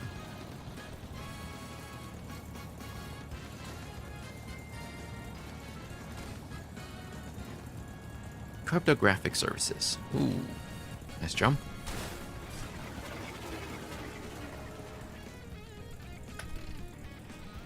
IUM crypto. This allows the trustlet to encrypt and decrypt data with a local and or per boot session key generated by the secure kernel that is only available to the IUM. To obtain a TPM binding handle, to get the FIPS mode of the secure kernel, and to obtain a random number generator or an RNG seed only generated by the secure kernel for IUM. It also enables a trustlet to generate an IDK sign, SHA-2 hashed, and timestamp report with the identity and the SVN of the trustlet, a dump of the policy metadata, whether or not it was ever attached to debugger, and any other trustlet control data requested. This can be used as a sort of TPM-like measurement of the trustlet to prove that it was not tampered with. This section is going over my head. Okay. Oh.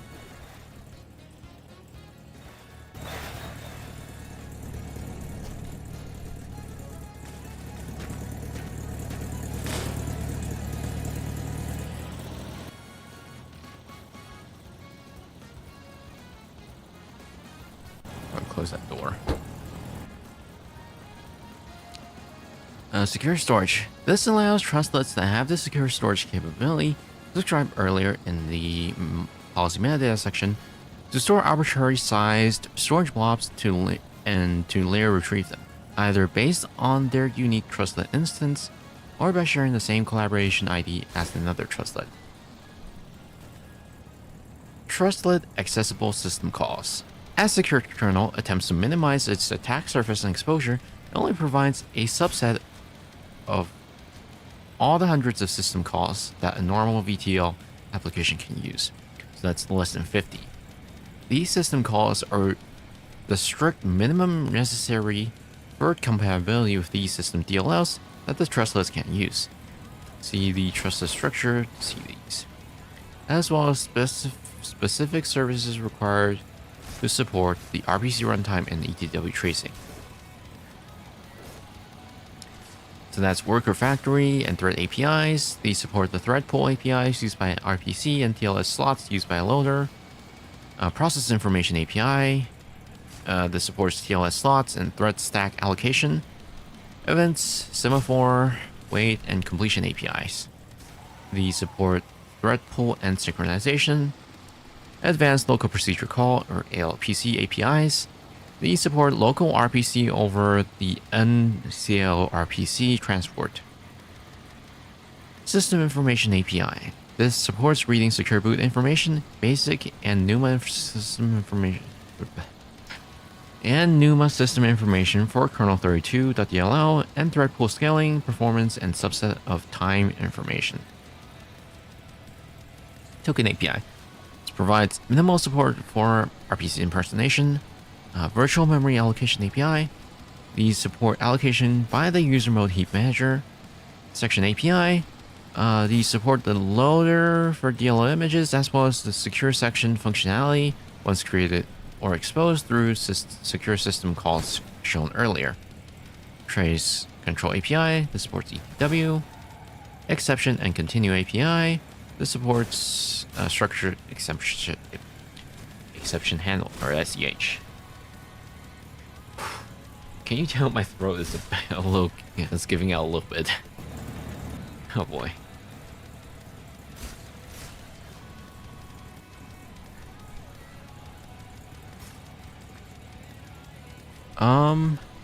It should be evident from the list that support the operations such as device I/O, whether on files or actual physical devices, is not. Wait. The list that support for operations such as device I/O is not possible. There is no create file API to begin with, as is also the case for registry I/O, nor is the creation of other processes or any sort of graphics API usage. There's no. Hello?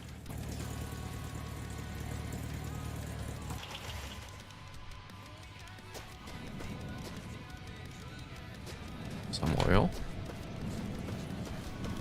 How much oil do we have left?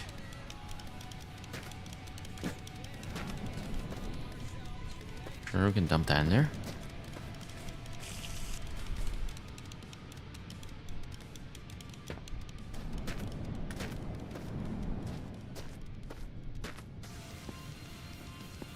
Do you think this will fit?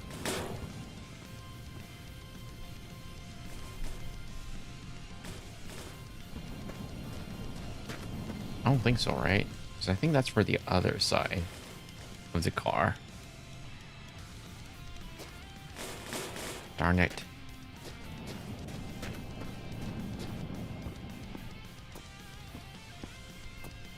Ooh, a revolver.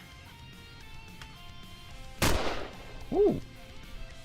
There's 5 bullets left now.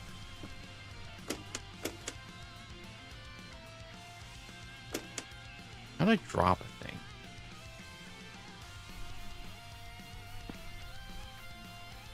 Oh. Okay, there we go.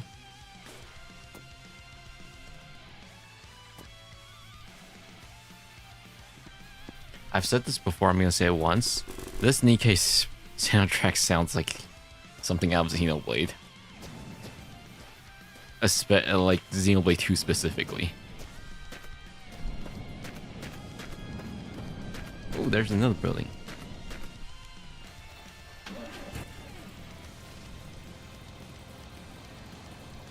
Trustlets are meant to be isolated workhorse backends in VTL1.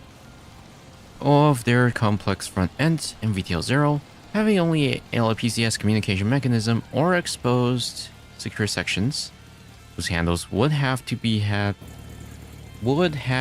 have been communicated to them through LPC. In Chapter 7, Security, we'll look in more detail for the implementation of the specific trustlet LC ISO, which provides the credential and keyguard.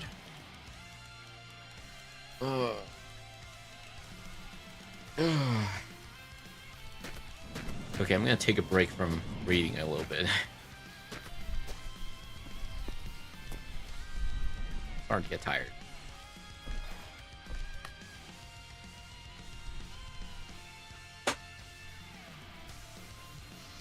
Metal detector.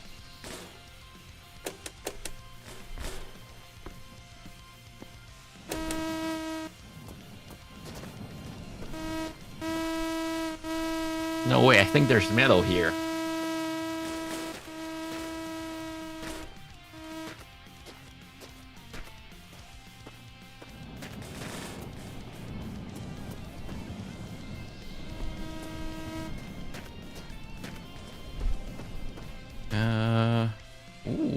It's a lot of oil.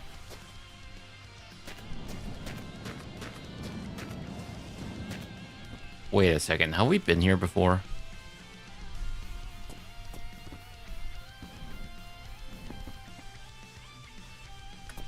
I'm a little concerned. Have we been here?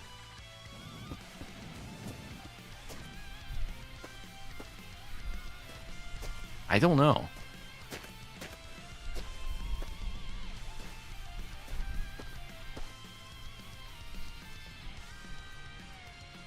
That's more oil. Ooh, more lights.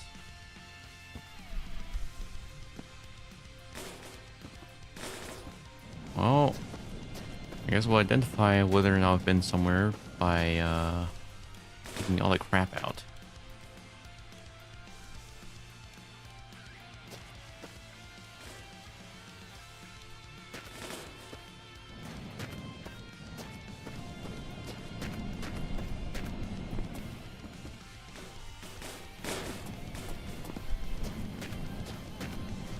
Yeah. No, that's for the other side. God damn it.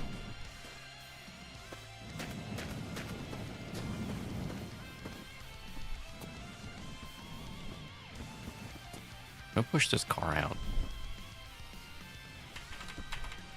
No, it's not budging. Damn.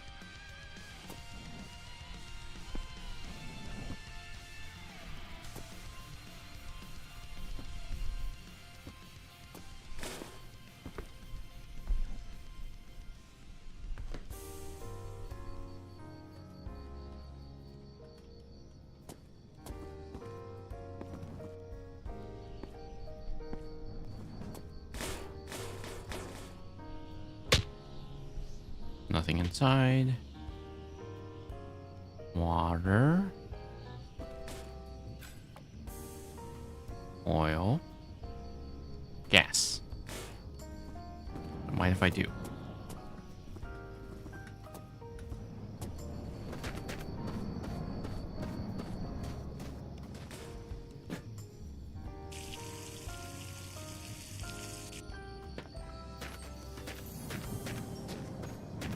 Okay, let's sleep first.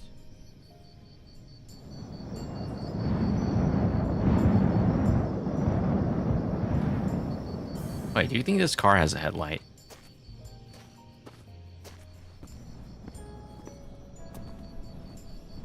No. Okay.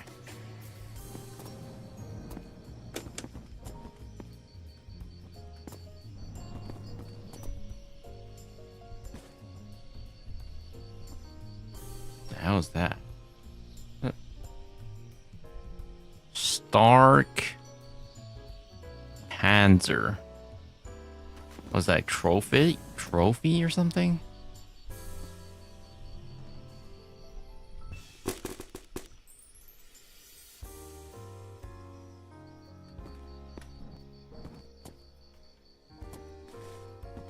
Engine.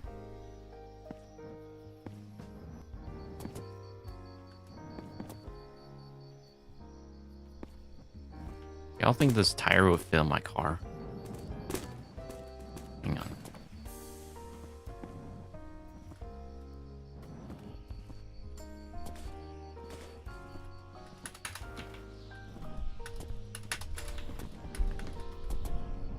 My friend downloaded Mint Linux and is struggling to learn Linux. I'll be honest, Linux isn't really that difficult to learn. But when you're first starting off, yeah, it's another story. Ooh, one bullet shotgun.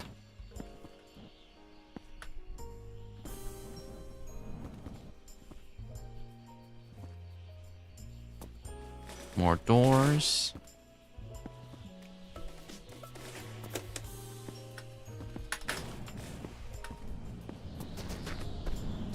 Surely this will fit, right? No? Okay.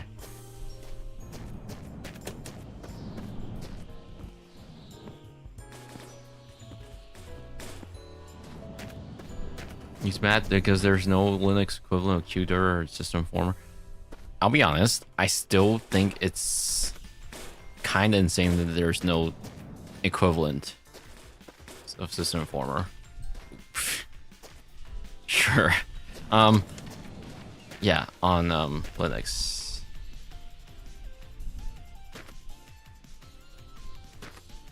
You think there'd be one by now, but all the task managers on Linux kind of suck.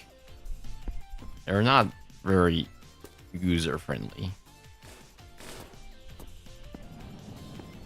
Or like, you know, they're not comprehensive enough, I feel.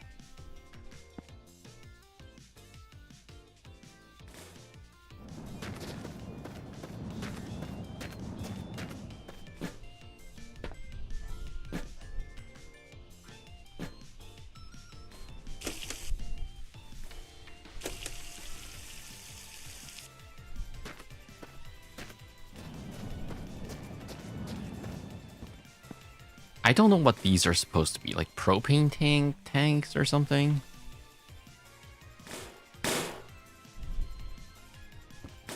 Empty bucket. What the hell is this?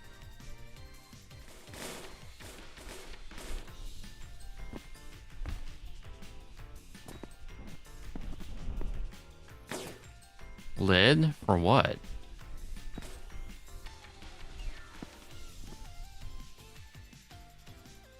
What?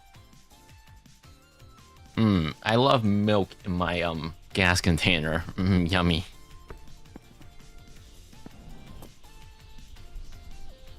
Is that a sled? Holy shit, the sled.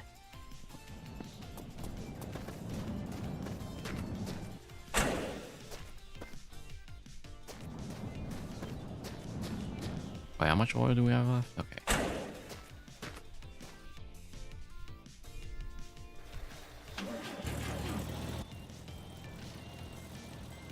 I love our new comically large bumper. That's what it's called, right? Identifying secure processes. Secure processes, other than being known by their name, can be identified in the kernel debugger in two ways. First, each secure process has a secure PID, which represents its handle in the secure kernel's handle table. This is used by the VTL0 kernel or the normal kernel when creating threads in the process or requesting its termination. Secondly, the threads themselves have a thread cookie associated with them, which represents their index in the secure kernel's thread table. You can try the following in the kernel debugger. And that. Yep. Feel free to do that at home. Flow of create process. We've shown the various data structures involved in the process state manipulation and management, and how various tools and debugger commands can inspect this information. In this section, we'll see how and when those data structures are created and filled out. Whoa, whoa, whoa. Calm down. What's going on? Hang on.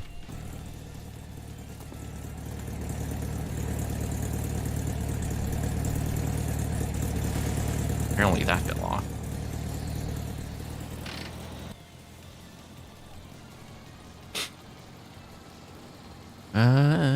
As we've seen, all documented process creation functions eventually end up calling create process internal W, so this is where we start.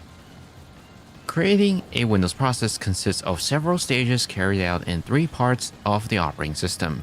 The Windows client-side library kernel32.dll, real work starting with create process internal W, the Windows executive, and the Windows subsystem process, or the CSRSS. Because of the multiple environment subsystem architecture of Windows, creating an executive process object, which other subsystems can use, is separated from the work involved in creating a Windows subsystem process.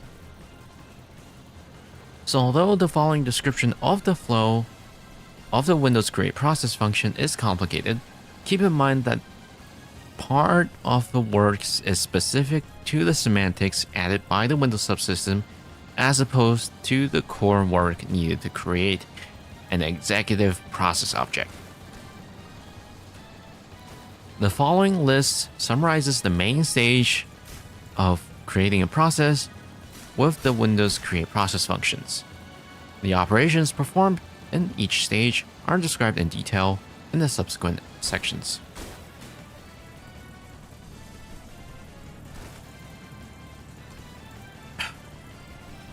Note that many steps of create process are related to the setup of the processes of the process virtual address space, and therefore, what? Is that an engine?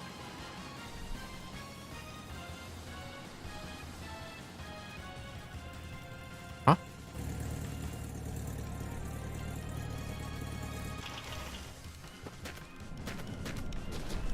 Why is there an engine in the middle of nowhere?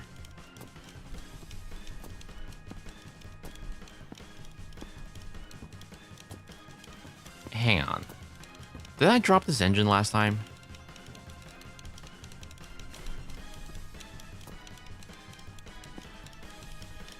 If so, then we really did retread our grounds. Hang on.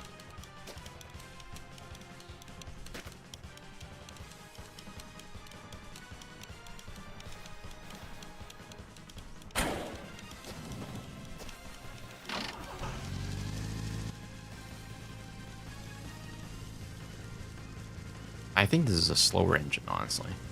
But we'll keep it, why not? Ooh. Oh, shit. Then close the lid. We lost some gas.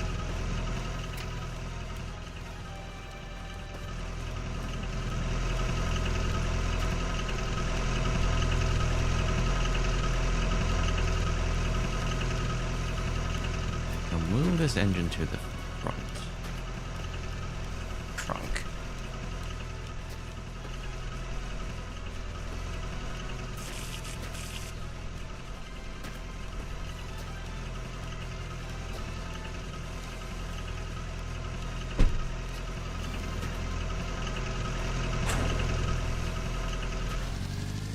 My friend thinks Git clone sucks. In what way?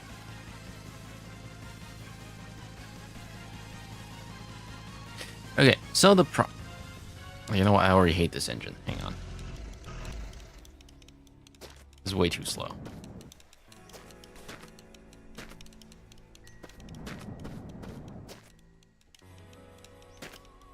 Putting the original engine back. How much gas do we have in here? Oh, that's oil. That's also oil.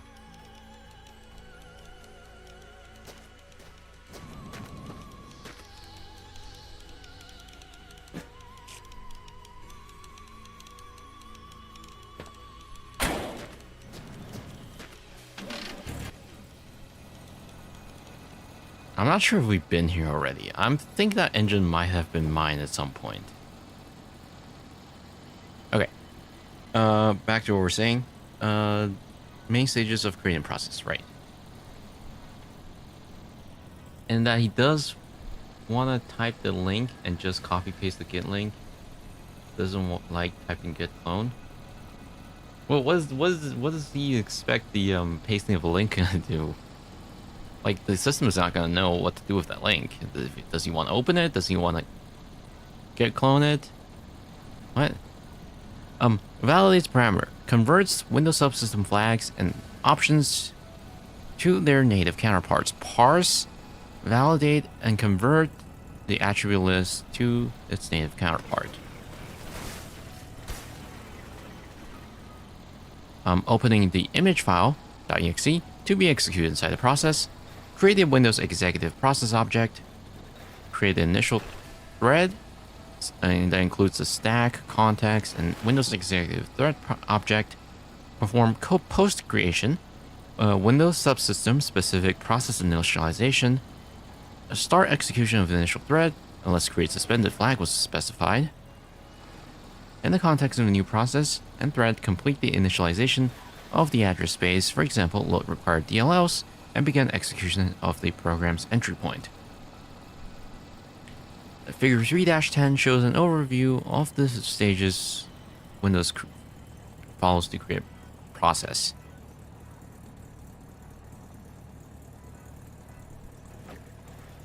So on the very left, you can see first creates and validates parameters and flags. OpenExe. Basically what we saw above. At stage 5, it sends it to the Windows subsystem to set up a new process and thread. And at stage 6, it sends it off into a new process to to finish initializing the process and then start the entry point. Ow. Ow.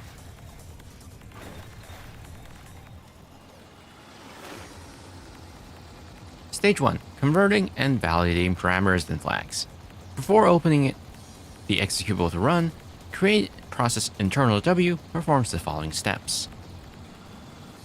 The priority class for the process is specified as independent bits in the creation flags parameter to the create process functions. Thus, you can specify more than one priority class for a single create process calls. For a single create process call. Windows resolves the question of which priority class to assign the process by choosing the lowest priority class set.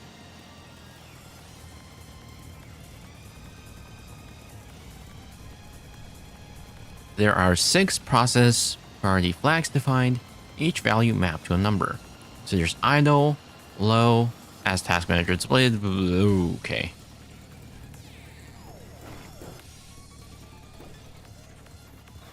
I don't know how we didn't die from that, for sure.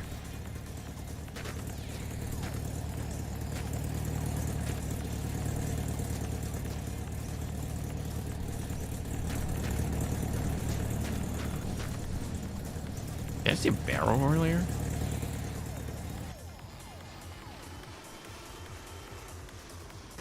Oh, hang on, we're stuck.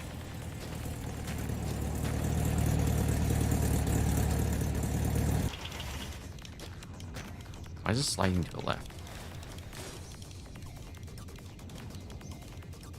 I think my character's stuck again.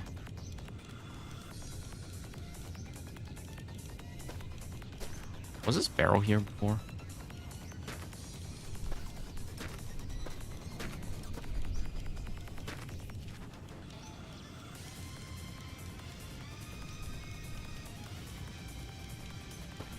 Gas, oil, diesel. Gotta tell them to not remove the French language system. Classic.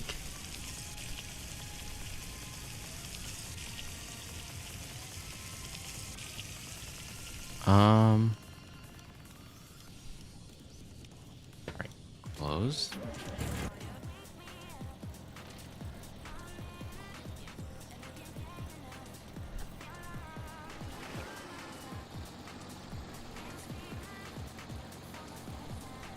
Right, so there's idle, low, below normal, normal, above normal, high, and real time. The priority class is used as the base priority for threads created in that process.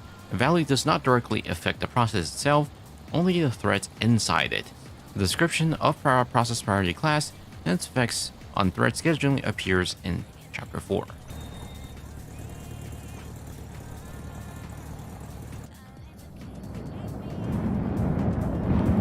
If no priority class is specified for the new process, the process priority defaults to normal. If a real-time priority class is specified for the new process and the process caller doesn't have the increased scheduling priority privilege or SE Inc. base priority name, I've never seen that privilege before. The high priority class is used instead.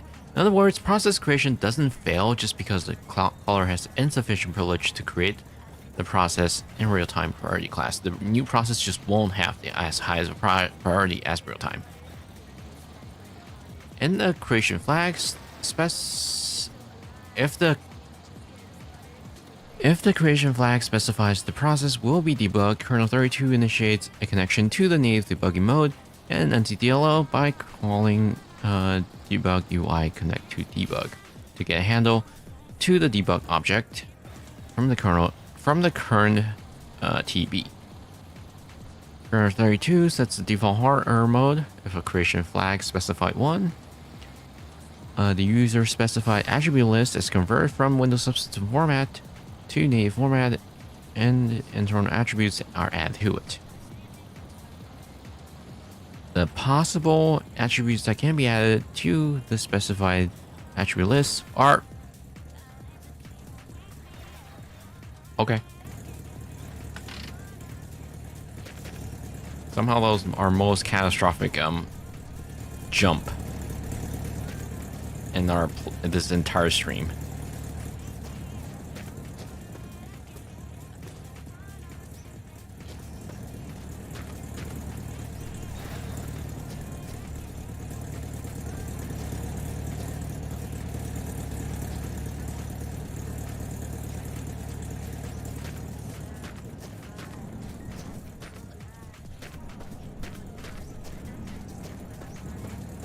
Gonna do the dishes and shower. Sure. Okay.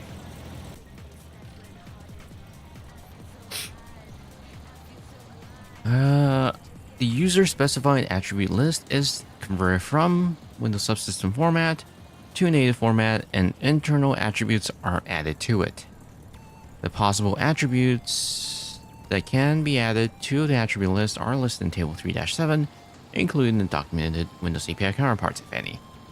Note that the attribute list is passed. The attribute list passed on create process calls permits passing back to the caller information beyond a simple status code, such as the TB address of the initial thread or information on the image section. This is necessary for the protected processes because the parent cannot query this information after a child is created.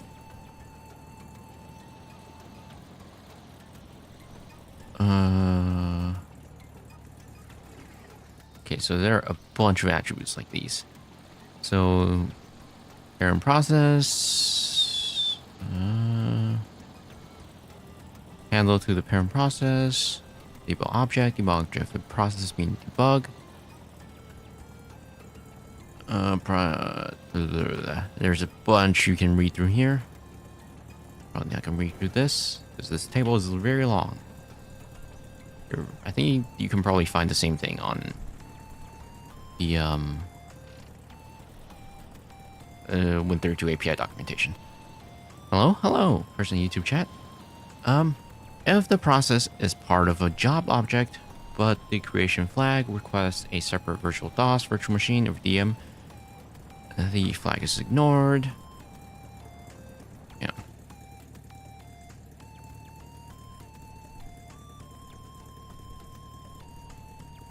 Right. So the previous one was attribute list, right? Okay. The 7-step.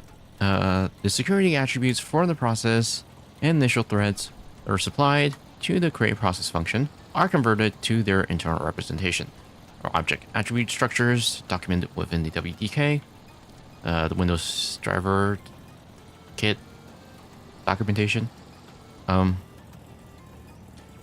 Create process internal W then checks whether this process should be created as modern.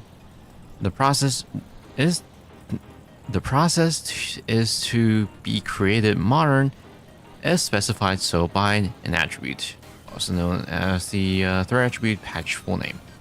If the full package name or the creator itself is modern, and parent process has not been explicitly specified by the proc thread. Oh, hang on. Gotta go fix the car.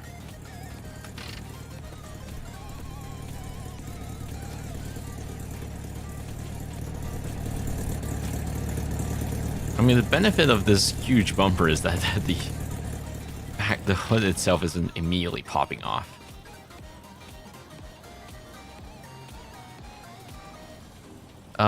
If so, a call is made to the internal base appx extension to gather more contextual information on the modern app parameters described by the signature by a structure called appx process context. The structure holds information such as the package name, internally referred to as package monitor, the capabilities associated with the app, current directory of the process, and whether the app should have full trust. The option of creating full trust modern apps is not publicly exposed and reserved for apps that have the modern look and feel but perform system level operation. The canonical example is the system app, also known as the system settings.exe. But curiously, I think I've actually seen in the wild cases a system settings being used as part of a DLL sideloading launcher. I wonder if system settings itself is any different from any other system applications and the way it's called. Anyways, nice spin. If the process is to be created as modern, the security if the process is to be created as modern,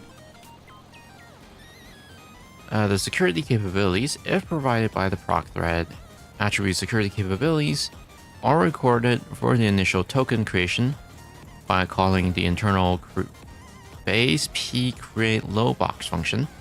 The term lowbox refers to the sandbox or the app container. Oh, okay. Nice spin. Holy shit, that is one spinny car. Under which the process is to be executed. Note that although creating modern processes by directly calling create process is not supported, instead the COM interfaces described earlier should be used, the Windows SDK and MSDN do document the ability to create app container legacy desktop applications bypassing this attribute. The modern process is to be created, then a flag is set to indicate to the kernel to skip the embedded manifest detection. Modern processes should never have an embedded fed manifest, as it is simply not needed. A modern app has a manifest of its own, unrelated to the embedded manifest referenced here. If the debug flag has been specified for a debug process, then the debugger value under the image file execution options registry key discussed in the next section for the executable is marked to be skipped. Otherwise, the debugger will never be able to create its debuggy process, because the creation will enter infinite loop trying to create the debugger process over and over again. Yeah, that makes sense. I didn't know it's part of the process creation routine though. Come back, come on, come back. Did I not pour a handbrake on that?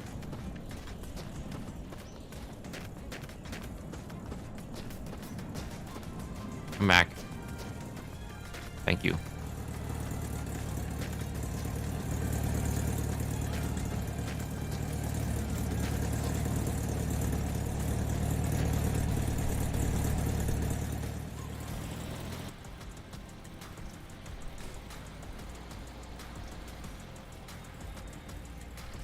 Okay, now I pull the handbrake.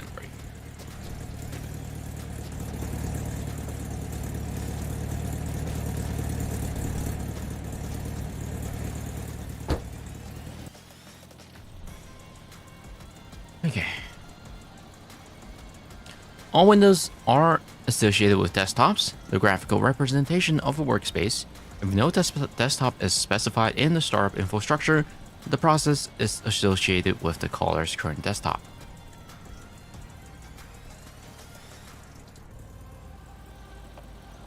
Okay, the following note is actually kind of interesting, that it felt the need to clarify this.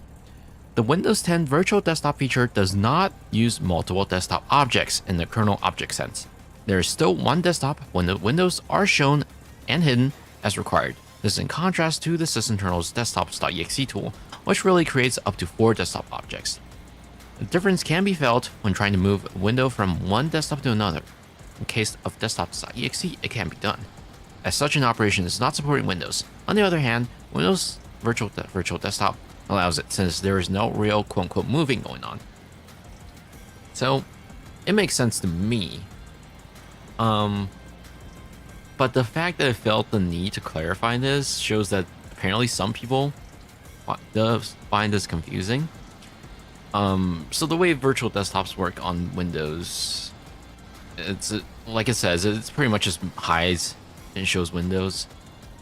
It doesn't really move, quote unquote, windows from one desktop to another. When it mentions desktop, it's more like session, I think. Are we at Disneyland yet, Stream Parent? No. I don't even know where we are.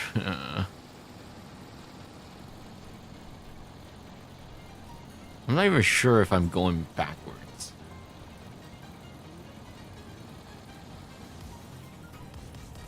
Uh, 13. The application and command arguments passed through the create process internal are analyzed. The executable name is converted into internal Windows NT name, for example. C temp a.exe is converted into something like device hard disk volume 1 temp a.exe because some functions require it in that format.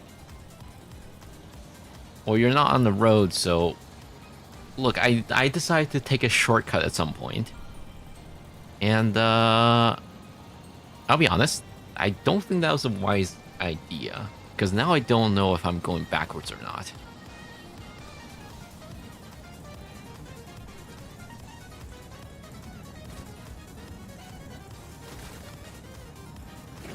Oh. Nice hop.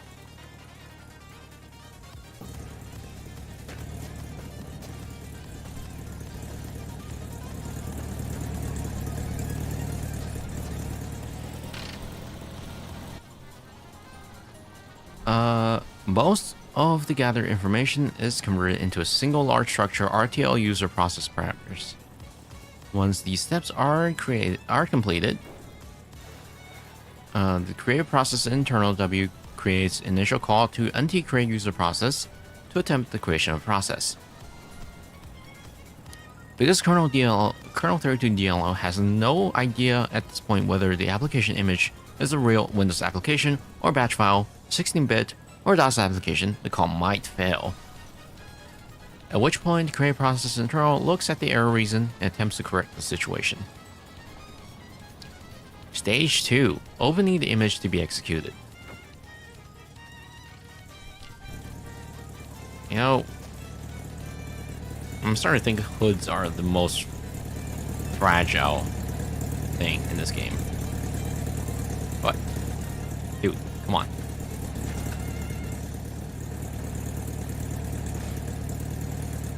Come on. Come on. Thank you.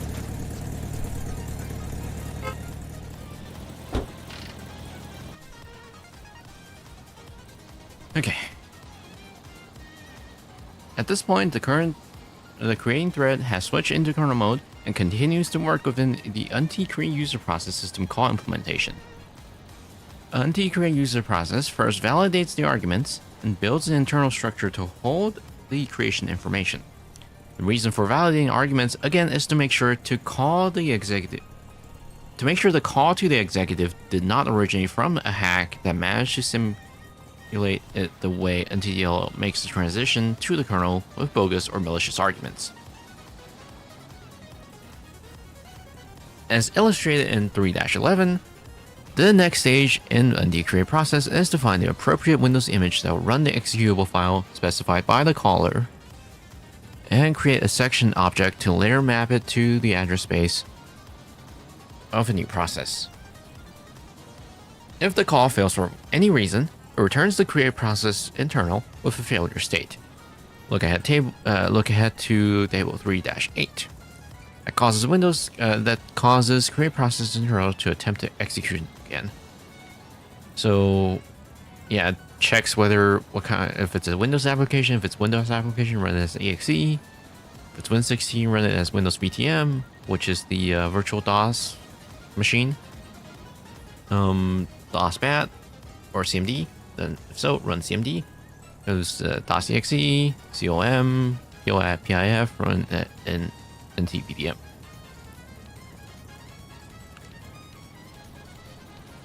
If the process needs to be protected, it also checks the signing policy. If the process is to be created as modern, the licensing check is done to make sure it's licensed and allowed to run. If the app is inbox pre-installed with Windows, it is allowed to run regardless of the license. If side-loading apps is allowed, then any signed apps can be installed, not just from a store. If the process is a trustlet, the section object must be created with a special flag that allows the secure kernel to use it. If the executable is specified as Windows exe, a new created user process tries to open the file and creates a section object for it. The object isn't mapped into memory yet, but is opened. Just because the section object has been successfully created doesn't mean the file is valid as a valid Windows image. However, it could be a DLL or POSIX executable. If the file is a POSIX executable, then the call fails because POSIX is no longer supported. If the file is a DLL, a create process internal fails as well.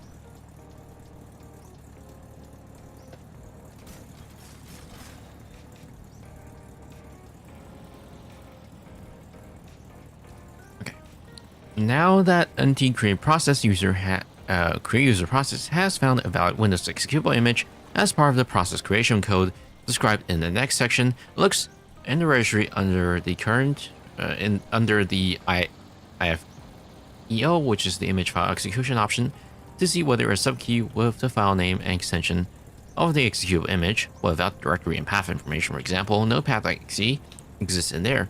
If it does, PSP allocate process looks for a value named debugger for that key, and if that value is present, the image that to be run becomes a string in the value, and the create process internals W restarts as stage 1.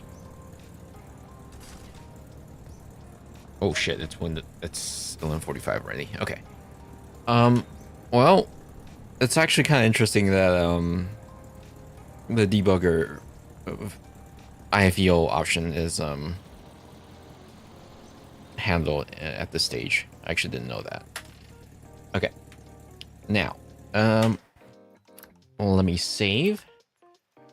As mentioned at the beginning of the stream, this is a very short stream. For those who had just joined, we have actually been streaming for another hour as well, so it's actually been more like 2 hours 30. Like I said, the stream today is going to be a little bit short because I have a little thing to tend to in a little bit. Coming up in 15 minutes. Yep. That being said, let's see if we can find anyone to raid. Rafi streaming.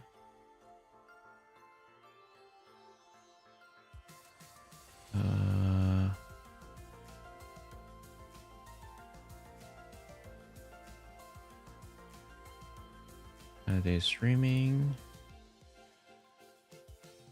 Gonna switch to direct. Hang on.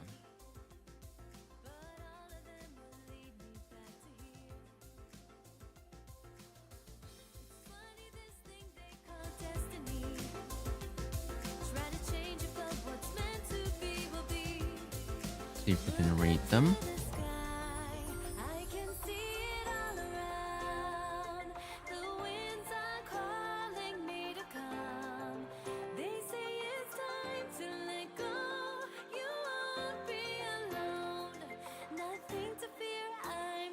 Okay, let's rate her. I'll see you guys sometime next week. So a little thing before we go, actually. I'm planning on simulcasting this if we're doing this again, either next week or in the week after. I'm probably gonna do it on Twitter as well, but I need to figure out how to fix my RMTP multi plugin thing. Anyways, I'll see you guys later.